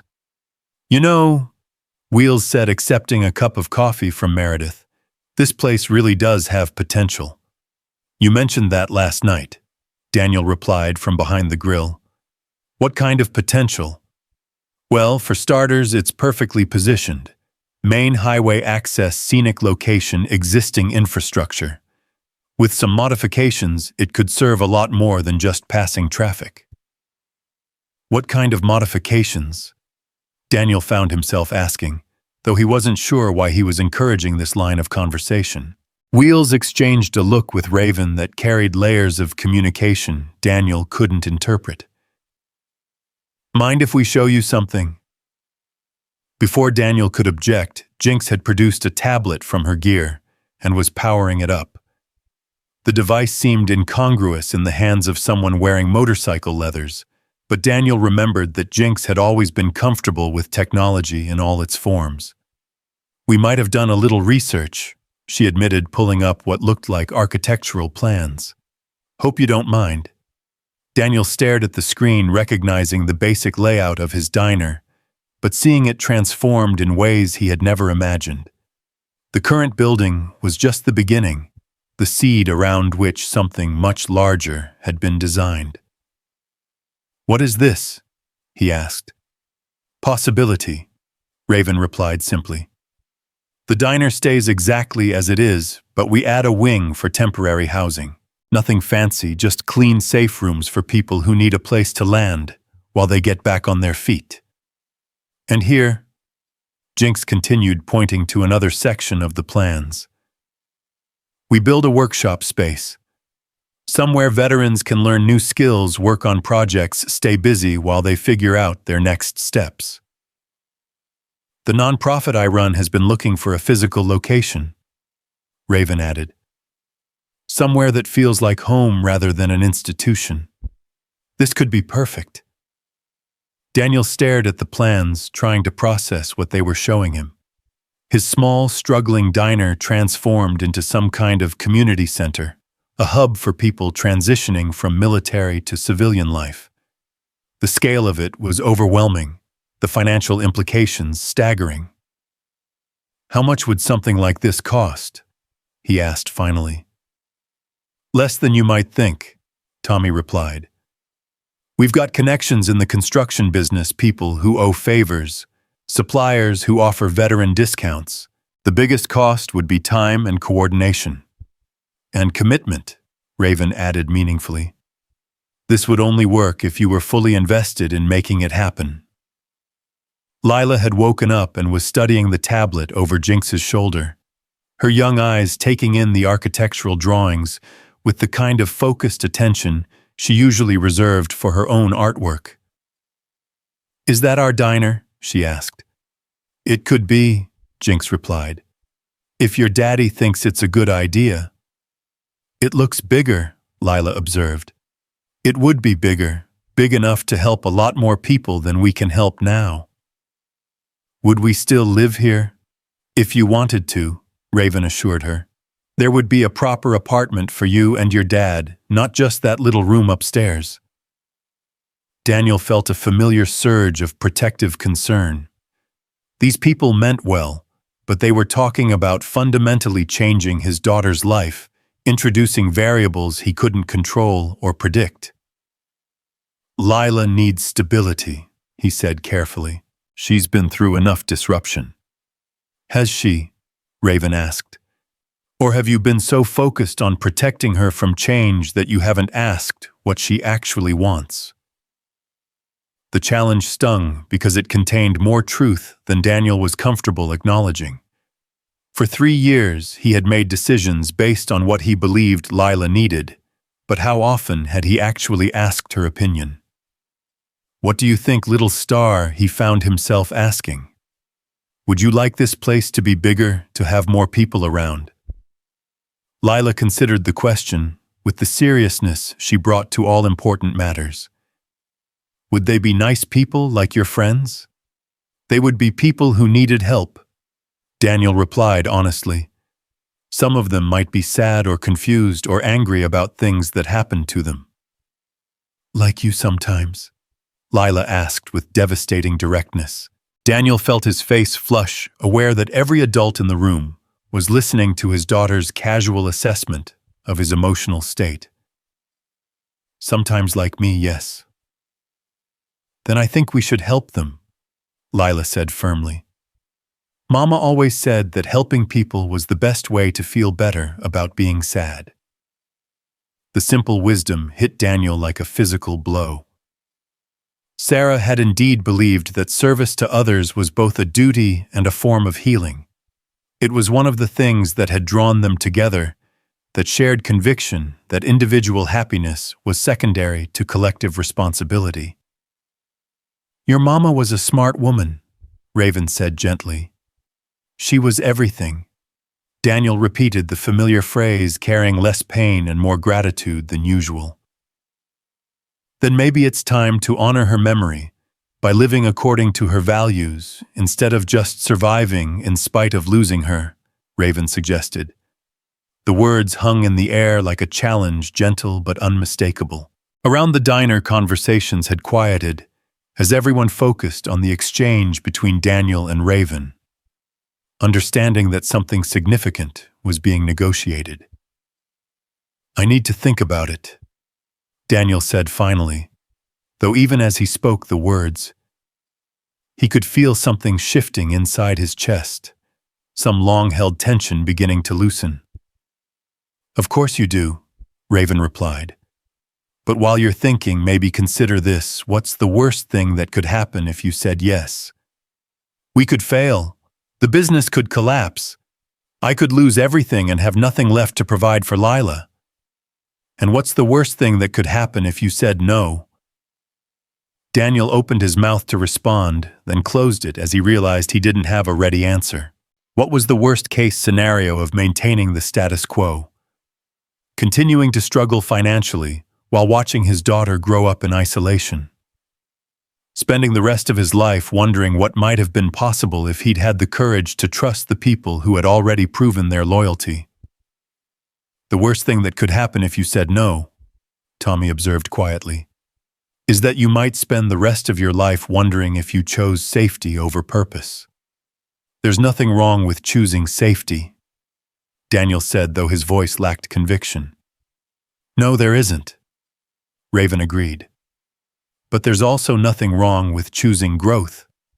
And sometimes the safest choice is the one that seems the most dangerous." Before Daniel could respond, the sound of engines cut through the morning quiet. Heavy engines, diesel engines, the kind that moved snow instead of being stopped by it. Through the windows, they could see a convoy of county snowplows, working their way up the mountain highway, their blades throwing walls of white powder to either side of the road. "Cavalry's arriving," Bull observed with a mix of relief and disappointment. "Roads should be clear within the hour," Wheels added. "We'll be able to head out whenever you're ready." The prospect of departure changed the energy in the room immediately. What had felt like an extended family gathering and now carried the urgency of limited time of decisions that needed to be made before circumstances shifted again. "So what's it going to be, Ghostwalker?" Jinx asked, using the old nickname with deliberate intent. "Are you ready to come back to the world, or are you planning to stay hidden up here forever?" Daniel looked around the room at faces that represented both his past and a possible future. These were people who had known him when he was someone else, who had traveled through a blizzard to help him when he needed it most, who were offering him a chance to become someone new, while honoring who he had always been. "It's not that simple," he began. "Sure it is," Raven interrupted. "Simple doesn't mean easy, but it is simple. Do you want to spend the rest of your life serving coffee to strangers, or do you want to use your gifts to make a real difference in the world? I am making a difference. This diner matters to people." "You're right, it does. And it could matter to a lot more people if you were willing to expand your definition of what's possible." Lila had returned to the architectural plans, studying them with the kind of focused attention that suggested she was imagining herself in the spaces they depicted. "Daddy I have my own room, a real room, not just the little space upstairs." "You'd have a beautiful room," Jinx assured her, "with windows that look out on the mountains and space for all your art supplies and maybe even room for friends to visit." "I've never had a friend visit before," Lila said wistfully, and the admission cut through Daniel's heart like a blade. In his effort to keep her safe, had he also kept her isolated? Had his own need for anonymity deprived his daughter of the normal social connections that children needed? "Well, if we build this place, you'd have lots of friends," Turbo promised. "Some of us have kids around your age. They'd love to meet you." Daniel watched his daughter's face light up with possibility, saw her imagining herself as part of a larger community instead of just half of a two-person family. The sight filled him with both joy and terror in equal measure. "The snowplows are getting closer," Meredith observed from the window. "You folks will probably want to start thinking about hitting the road soon." "Probably," Raven agreed, though her eyes remained fixed on Daniel. "Unless there's a reason to stick around a little longer." The implied question hung in the air like a challenge. Daniel could feel the weight of decision pressing down on him, the knowledge that whatever he chose in the next few minutes would fundamentally alter the trajectory of his and Lila's lives. "What would you need from me?" he asked finally, the words slipping out before he could stop them. "Partnership," Raven replied immediately. "Equal participation in planning, implementation, and operation. This would be your place as much as anyone's. And if it doesn't work, if we can't make the finances work, or if there aren't enough people who need what we're offering, then we try something else," Tommy said simply. "That's what families do. They adapt, they support each other, they find new ways to solve problems." "We're not family," Daniel protested, though, even as he said it, he knew it wasn't true. "Aren't we?" Bull asked. "We've shared blood, sweat, and fears. We've trusted each other with our lives. We just spent a night in a blizzard taking care of each other. If that's not family, what is?" Daniel looked around the room again, seeing these people with new eyes. Not as ghosts from his past or complications in his present, but as something he had been missing without realizing it. Extended family. Chosen family, the kind of support network that he had been trying to build through isolation instead of connection. "I'm scared," he admitted, the words coming out barely above a whisper. "Of course you are," Raven said gently. Courage isn't the absence of fear, Daniel. It's acting in spite of fear. You taught us that. When did I teach you that? Every time you showed up when things went sideways. Every time you put yourself at risk to help someone else. Every time you did what needed to be done, even when you were terrified. The memories she was referring to felt like they belonged to someone else, some younger version of himself who had believed that individual heroism could make a meaningful difference in the world. But looking at the people around him, at the evidence of lives saved and communities built, Daniel began to wonder if that younger man might have been right about some things. If I said yes, he began carefully, when would we start? Spring. Raven replied immediately. Give us time to finalize the plans, secure the permits, arrange the financing. Groundbreaking by May, operational by fall. That fast. We've been planning this for longer than you know, Jinx admitted. Not specifically this location, but the concept. When we realized where you were, what you were doing, it all clicked into place. Daniel felt a mixture of gratitude and unease at the revelation that his life had been under consideration by people he hadn't spoken to in years. But he also recognized the dedication it represented, the care that had gone into thinking through possibilities and solutions. What about Lila's schooling? Her routine? There's a good elementary school in town, Turbo said. My daughter goes there. Great teachers, small classes, the kind of environment where kids get individual attention. And the bus route runs right past here, Meredith added. I see it every morning. The practical concerns were being addressed faster than Daniel could voice them, as if these people had anticipated every objection and prepared responses. The thoroughness was both reassuring and overwhelming. You've really thought this through, he observed. We've had 2 years to think about it, Raven replied. 2 years of wondering if our friend was happy, if he was using his gifts, if he needed help that he was too proud to ask for. I wasn't too proud. I was trying to protect my daughter. From what? From community, from purpose, from the possibility that her father might be something more than a short-order cook. The questions stung because they forced Daniel to examine motivations he had never questioned.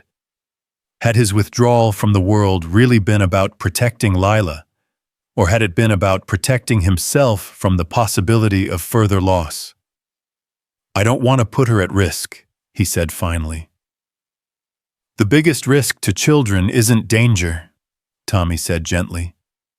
It's growing up without understanding that their lives can have meaning beyond personal happiness. You want to protect Lila, show her how to live a life that matters. Through the window, the snowplows were clearly visible now, their yellow lights flashing as they methodically cleared the highway. The real world was reasserting itself, demanding decisions and movement and engagement with realities beyond the warm cocoon of the diner. How long do I have to decide? Daniel asked. As long as you need, Raven replied. But understand that opportunity has its own timeline. The financing I arranged for your mortgage that came from investors who are interested in this project. They won't wait indefinitely for an answer. Daniel felt the familiar weight of deadline pressure, the knowledge that important decisions often had to be made before all the information was available. It was a sensation he remembered from his military service, where hesitation could be more dangerous than making the wrong choice.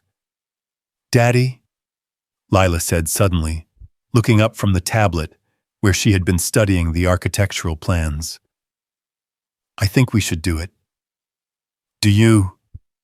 Daniel asked, surprised by the certainty in her voice. It would be like having a big family, she explained, and Mama always said that families take care of each other. She did say that. Daniel agreed, his throat tight with emotion. Plus, Lila continued with the practical wisdom that sometimes emerged from her young perspective. If we help people who are sad like you get sad sometimes, maybe you won't be sad as much anymore." The observation hit Daniel with the force of revelation. His daughter had been watching him, understanding his struggles in ways he hadn't realized, and had concluded that service to others might be the key to his own healing. The insight was both humbling and inspiring. "You think I'm sad?" he asked gently. "Not sad like crying," Lila clarified. "Sad like missing something, like there's a piece of you that got lost somewhere and you don't know how to find it." Daniel looked around the room at the faces of people who represented that missing piece, who embodied the sense of purpose and community he had abandoned in his effort to create safety for his daughter. The irony wasn't lost on him that in trying to protect her from loss, he might have deprived them both of connection. "What if I said yes?" He asked, the words directed to the room, but aimed at his own fears. "What if we tried this thing and it changed everything?" "Everything's already changing, Daddy," Lila replied with the matter-of-fact wisdom of childhood. "The question is whether we want to help decide how it changes or just let it happen to us." The sound of the first snowplow passing directly in front of the diner was like a starting gun signaling the end of the storm-imposed hiatus and the return to normal time. Around the room, the bikers began stirring with the subtle movements of people preparing for departure. "Decision time, Ghost Walker," Jinx said, though not unkindly. "What's it going to be?" Daniel looked at his daughter, at the architectural plans that represented a future he had never imagined, at the people who had traveled through a blizzard to offer him a chance at redemption. He thought about Sarah, about what she would want for Lila, about the values she had tried to instill in both of them. "Yes," he said quietly, then louder, with more conviction. "Yes, let's do this thing." The cheer that went up from the assembled bikers was spontaneous and heartfelt, the kind of celebration that came from seeing a long-hoped-for dream suddenly become possible. Lila clapped her hands with delight, and even Meredith smiled with what looked like relief. "Welcome back to the world, Daniel Cross," Raven said, extending her hand for him to shake. "We've missed you." As Daniel took her hand, feeling the calloused strength of someone who had built a life around service to others, he realized that the storm had done more than strand a group of travelers in his diner. It had forced him to confront the difference between surviving and living, between hiding from his past and building on it. Outside, the snowplows continued their work, clearing the path for normal traffic to resume. But inside the North Star Diner, something extraordinary had taken root. Something that would transform not just the building and the business, but the lives of everyone it touched. The future stretched ahead like a cleared highway, challenging but navigable, full of possibilities that Daniel Cross was finally ready to explore. The handshake lingered longer than necessary, as if Raven needed to feel the reality of Daniel's commitment through physical contact. Around them, the energy in the room had shifted from anticipation to celebration, but underneath the excitement was the sobering recognition that they had all just committed to something unprecedented. "So where do we start?" Daniel asked, his voice carrying a mixture of determination and uncertainty that everyone in the room understood. "With coffee," Raven replied with a smile that was equal parts relief and mischief. "Everything important starts with coffee." The next hour passed in a blur of planning and preparation. Jinx pulled out additional tablets and began walking Daniel through detailed schematics, showing him how the existing structure would be integrated with new construction. Tommy produced contact information for contractors, architects, and suppliers who had worked with veteran-focused nonprofits before. Bull began calculating timelines and material costs with the methodical precision of someone who understood large-scale construction projects. Lila moved among the adults like a small ambassador, asking questions that revealed her growing excitement about the changes coming to her world. Will there be other kids living here? She asked Turbo. Will they like to draw? She wondered aloud to Raven. Can I help decide what the new rooms look like? She pressed Jinx. Each question was answered with patience and enthusiasm, as if the adults understood that winning Lila's support was crucial to making the entire project successful. Daniel watched these interactions with growing amazement, seeing his daughter blossom under the attention of people who treated her opinions as valuable rather than cute. You know, Meredith said, as she refilled coffee cups and cleared breakfast plates, I've been working in this diner for 12 years, and I've never seen anything like what happened here last night. What do you mean? Daniel asked. I mean 15 strangers walking out of a blizzard and deciding to change someone's life, she replied. That doesn't happen in the real world, except apparently it does. We're not strangers, Raven corrected gently. We're family. It just took us a while to find our way home. The sentiment was simple but profound, and it seemed to capture something essential about what had unfolded. These people hadn't rescued Daniel out of charity or obligation. They had reclaimed him as part of something larger than any individual story. As the morning progressed, the snowplows had done their work, and the highway beyond the diner's windows was now clear and black against the brilliant white landscape. The storm's aftermath looked like something from a postcard, all pristine beauty and sparkling possibility. Time to head out, Wheels announced reluctantly, checking his phone for weather updates and road conditions. Forecast shows another system moving in tonight. We need to get down the mountain while we can. The prospect of departure triggered a flurry of final conversations and contact exchanges. Business cards and phone numbers were shared, schedules compared, next steps outlined. Daniel found himself at the center of a communication network he hadn't been part of in years, his phone buzzing with new contacts and calendar invitations. First meeting is scheduled for next week, Raven informed him, showing him a calendar entry she had just created. Video conference so you won't have to travel. We'll introduce you to the rest of the team, go over the initial architectural plans in detail, start the permit process. There's a rest of the team, Daniel asked. Did you think it was just us? Tommy laughed.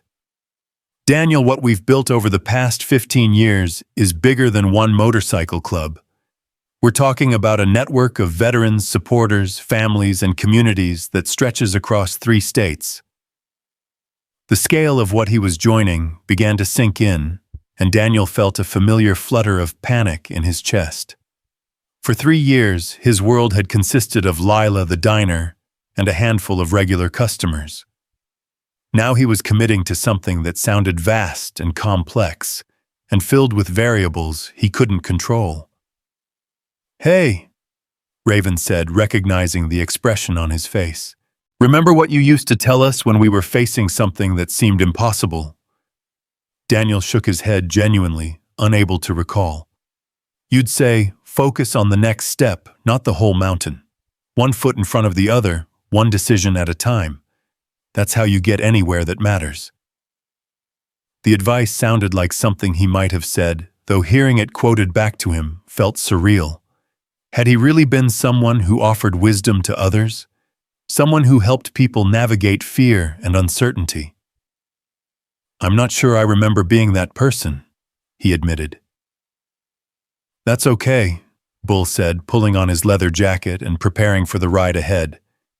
We remember for you, and we'll keep remembering until you remember for yourself. One by one, the bikers began their departure rituals. Gear was packed, bikes were warmed up, routes were discussed, but each goodbye felt temporary rather than final, as if this was merely the end of one chapter rather than the conclusion of the story. I'll call you tomorrow, Raven promised, giving Daniel a hug that was both fierce and gentle. We'll start with small steps, okay? Nothing overwhelming. Thank you. Daniel said, the words inadequate to express what he was feeling. For everything. For showing up, for the money, for believing in something I didn't even know I wanted. "Thank you for letting us back in," she replied. "You have no idea how long we've been waiting for this." Lila hugged each of the departing bikers with the uninhibited affection of childhood, extracting promises to visit again soon and to send pictures of their own children and families. Daniel watched these interactions with growing emotion, seeing his daughter connect with people in ways that reminded him of Sarah's natural warmth and openness. The last to leave was Tommy, who lingered by the counter as the others started their engines outside. "Can I ask you something, Daniel?" "Of course." "Last night when you were talking about Sarah, you said she was everything. Do you think she would want you to spend the rest of your life defined by losing her?" The question was gentle but pointed the kind of inquiry that a chaplain might make when trying to help someone work through complicated grief. "I don't know," Daniel replied honestly. "I've been so focused on not dishonoring her memory that I might have stopped living up to her example." "Sarah married a hero," Tommy observed. "Someone who risked everything to help others who couldn't walk away from people in need. Do you think she fell in love with Ghostwalker or with the man who was afraid to be Ghostwalker?" Daniel considered the question seriously. Sarah had known about his military service, had understood the weight he carried from his deployments, but she had also seen something in him that transcended the war. She had loved the man who made breakfast for strangers, who remembered customers' names and preferences, who treated every interaction as an opportunity to make someone's day slightly better. "She fell in love with both," Daniel said finally. "The hero and the man who was tired of being a hero. And now I'm thinking maybe they don't have to be separate people." Tommy smiled, the expression transforming his weathered face.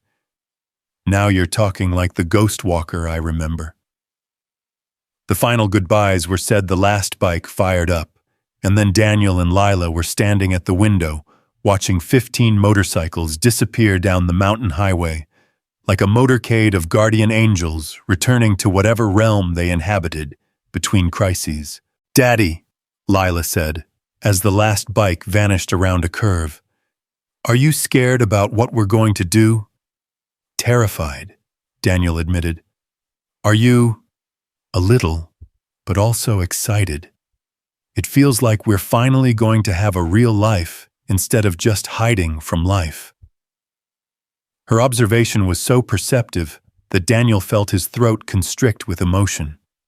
His 9-year-old daughter had articulated something he had been struggling to understand: the difference between existing and living, between safety and growth. "When did you get so wise?" he asked.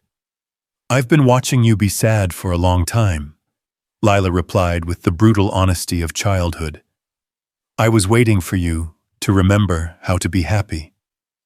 And you think this will make me happy? I think helping people made you happy before Mama died, and I think maybe it will make you happy again." Daniel pulled his daughter into a hug, overwhelmed by gratitude for her resilience, her wisdom, her ability to see possibility where he had only seen risk. She was right, of course. Service to others had been central to his identity long before he'd become a soldier, and that drive to help hadn't died with Sarah. It had just been buried under layers of grief and fear. The diner felt different now, charged with potential, in ways that had nothing to do with the renovations they were planning. Even unchanged, the space seemed to hum with possibility, as if the building itself understood that its purpose was about to expand. "So what do we do now?" Lila asked. "Now we learn how to build something bigger than ourselves," Daniel replied. "And we trust that the people who showed up in the storm will keep showing when we need them." The weeks that followed passed in a blur of planning meetings, permit applications, and design consultations. True to their word, Raven and her team guided Daniel through each step with patience and expertise, making sure he understood every decision before moving forward. The video conferences were initially awkward for someone who had spent 3 years avoiding complex human interactions, but Daniel gradually found his footing. The people Raven introduced him to were uniformly impressive architects who specialized in trauma-informed design therapists, who understood veteran transition issues, business managers who knew how to make nonprofits financially sustainable. The key, explained Dr. Sarah Chen, a psychologist who had been working with veteran populations for over a decade, is creating spaces that feel like home rather than institutions. People who are struggling need to feel safe and valued, not processed and managed. Daniel found himself contributing ideas based on his experience running the diner suggestions that were received with enthusiasm and incorporated into the evolving plans. His insights about what made people feel welcome, about how to create community through shared meals and casual conversation, proved invaluable to the design process. "You've been running a prototype all along," Raven told him during one of their weekly calls. "A place where strangers become regulars, where people find comfort and connection.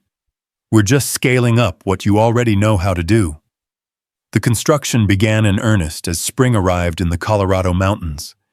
Daniel watched crews break ground for the new wing, saw the architectural drawings transform into concrete foundations and steel frameworks. Lila appointed herself the unofficial project supervisor, checking on progress each day after school and reporting developments to her father, with the authority of someone who understood the importance of the work being done.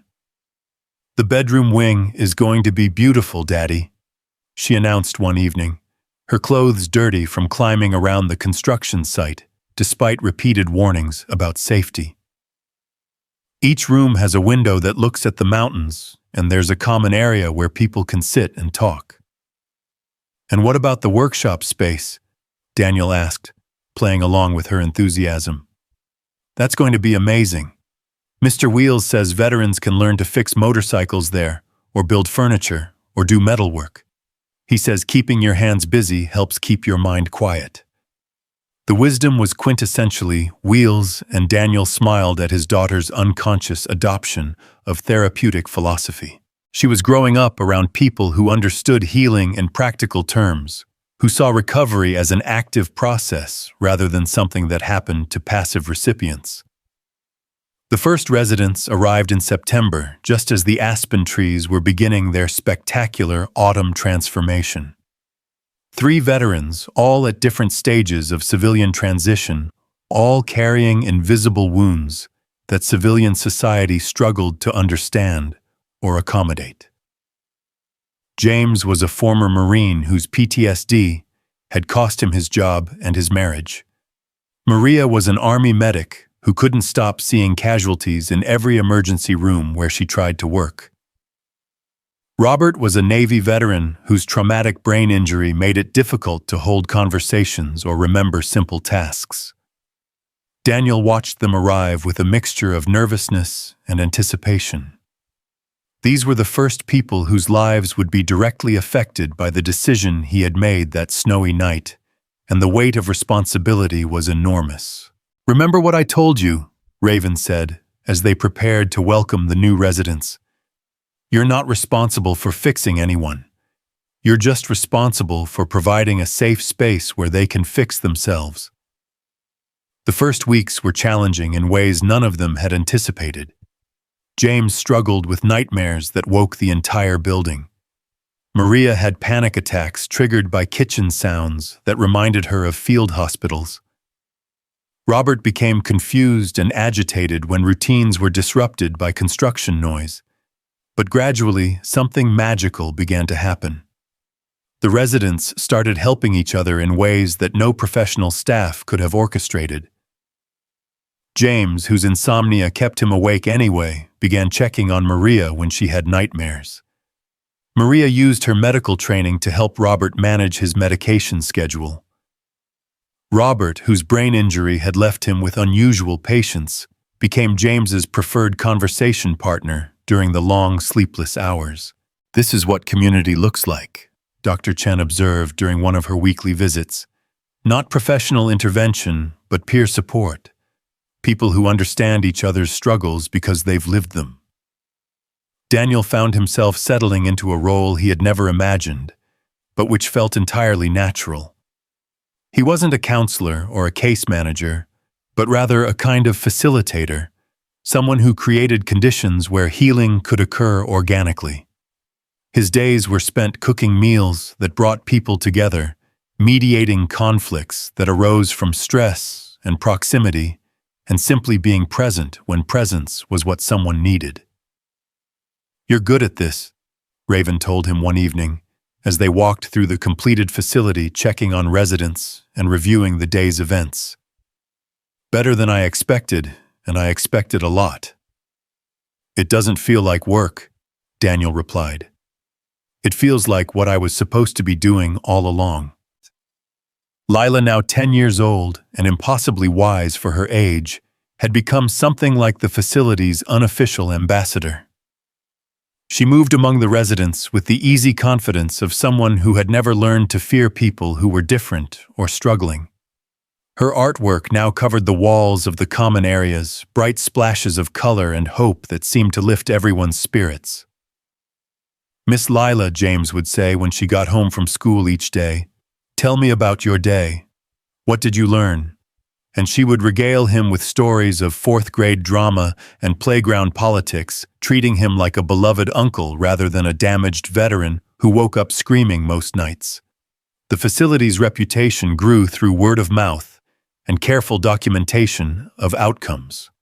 Other veterans began arriving, referred by VA counselors, who had heard about the unique approach being developed in the Colorado mountains.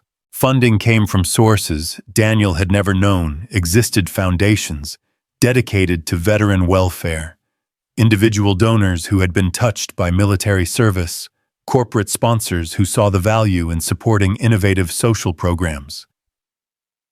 "We're going to need to expand again," Raven announced during their first anniversary celebration, a gathering that included residents, staff supporters, and the original 15 bikers who had started it all. "We've got a waiting list of 40 people. 40.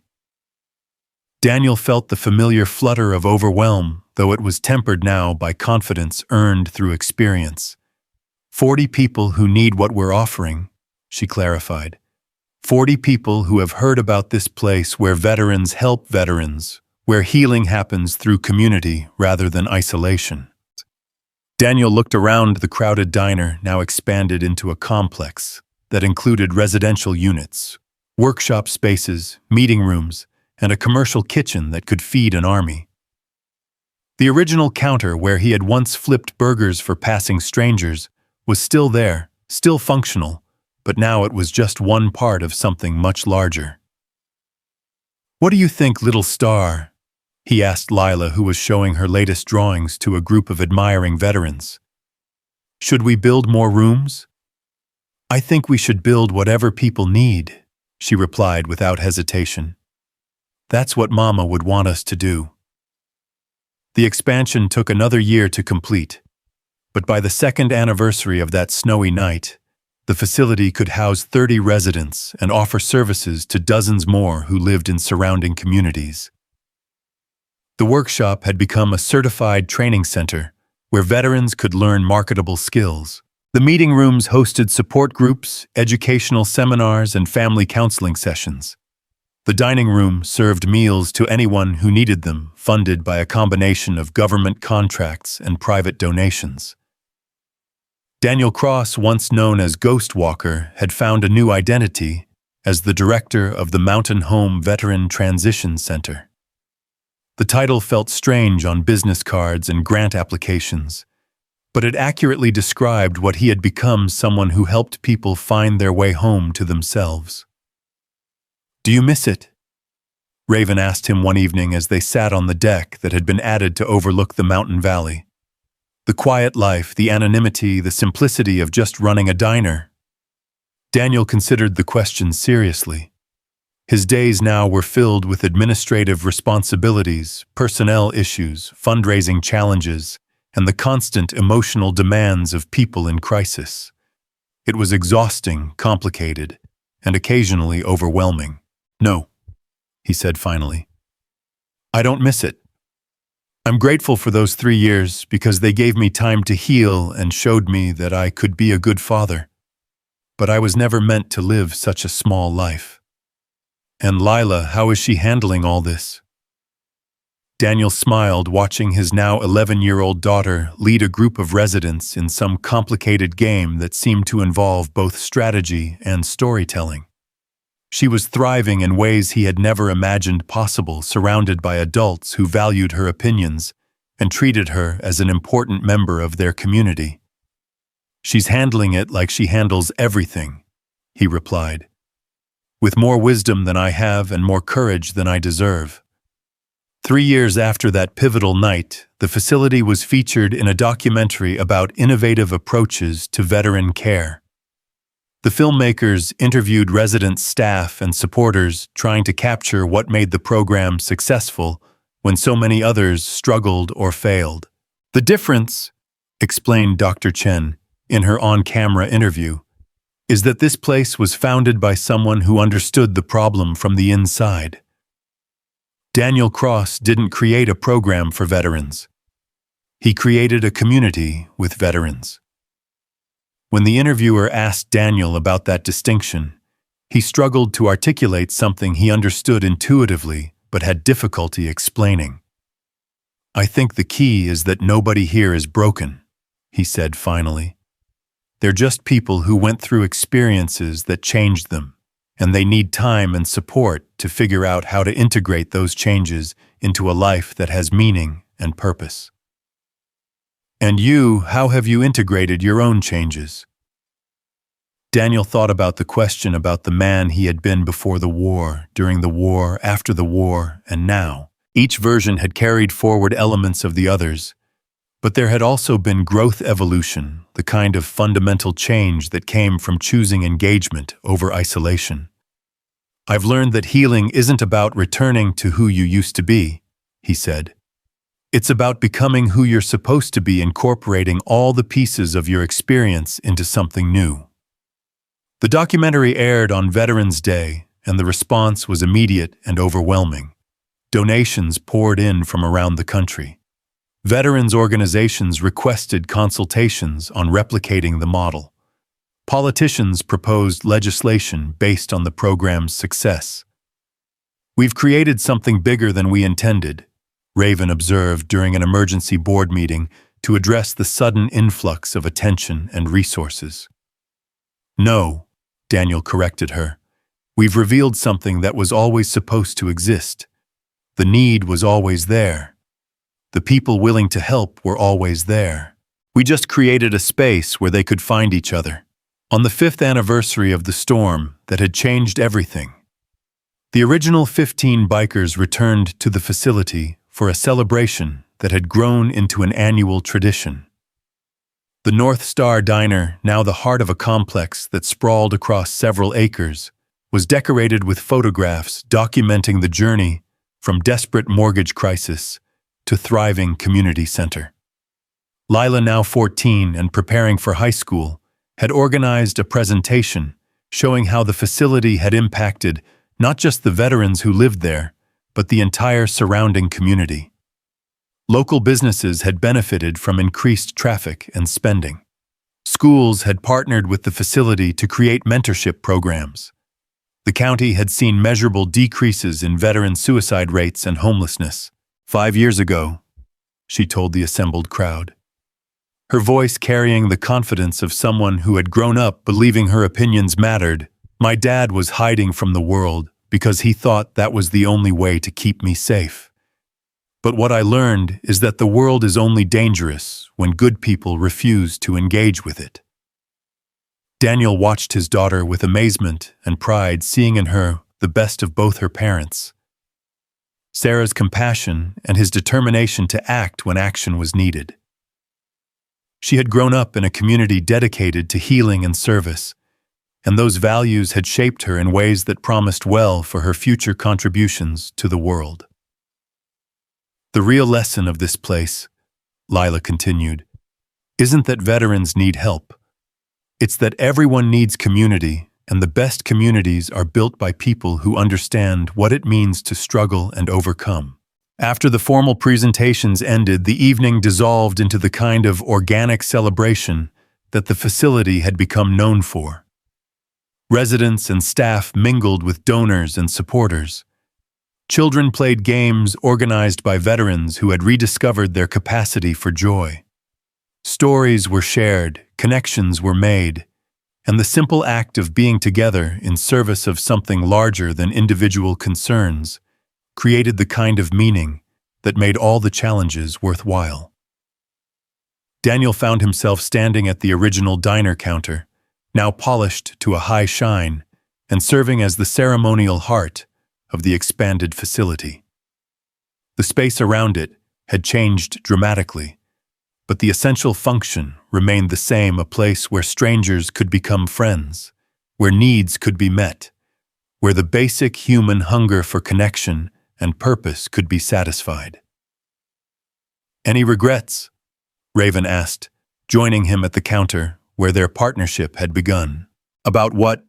"About saying yes. About giving up the quiet life. About choosing complexity over simplicity." Daniel looked around the crowded facility at residents who had regained hope and purpose, at staff members who had found meaningful careers, at his daughter, who was growing into someone who would make the world better simply by existing in it. "The only regret I have," he said finally, "is that it took me so long to remember who I was supposed to be." Later that night, after the last guest had departed, and the facility had settled into its evening rhythms, Daniel walked through the complex, making his final rounds.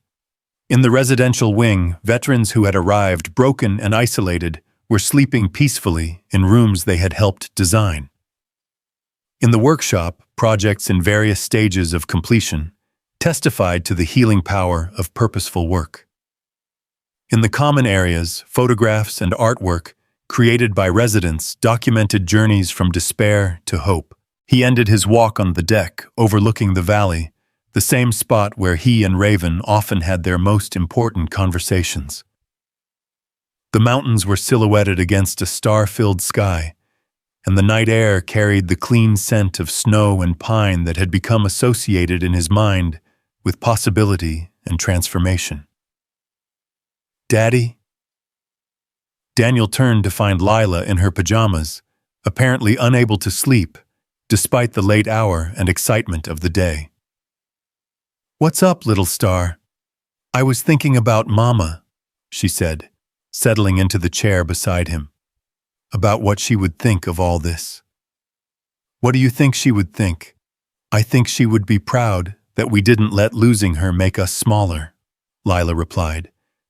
"I think she would like that we used our sadness to help other people feel less sad."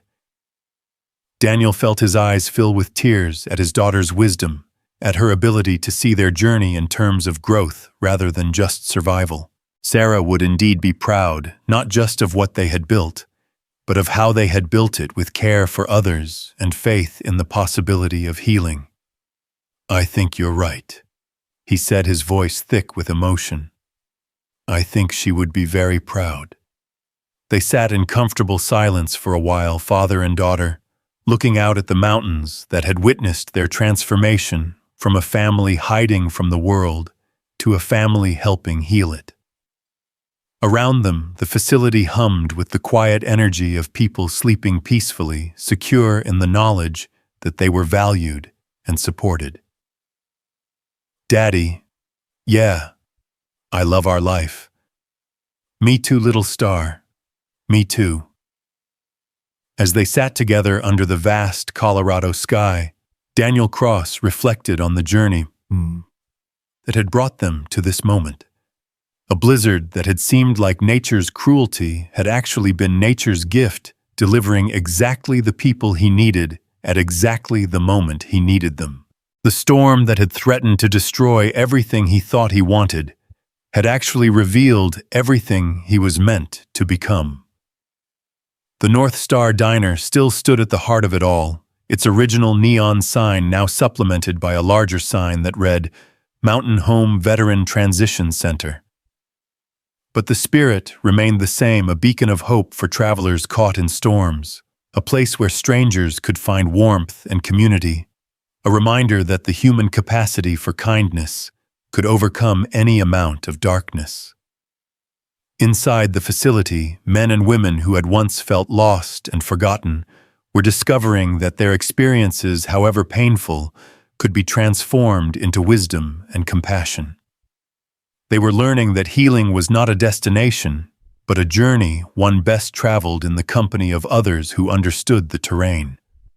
And at the center of it all was a man who had learned that heroism was not about extraordinary acts performed in extreme circumstances. It was about ordinary acts of kindness performed consistently over time, about choosing to engage with suffering rather than hide from it, about believing that even the most damaged people could find their way back to wholeness if given enough time, support, and community. Daniel Cross, once known as Ghostwalker, had discovered that the most important battles were not fought with weapons, but with compassion, not won through violence, but through the patient, persistent work of helping others find their way home to themselves. The storm had passed, but its gifts would last forever. In the end, that was what mattered most, not the crisis that had brought them together, but the community they had chosen to build in its aftermath, one life, one story, one act of healing grace at a time. The North Star would continue to shine, a beacon of hope in a world that desperately needed reminders that darkness was temporary, that help was available, that no one had to face their storms alone. And sometimes, if you listened carefully on quiet mountain nights, you could hear the distant rumble of motorcycle engines, as if guardian angels were still out there somewhere, riding through the darkness, ready to appear whenever someone needed them most. The circle was complete. The debt was paid, and the real work of living had finally begun.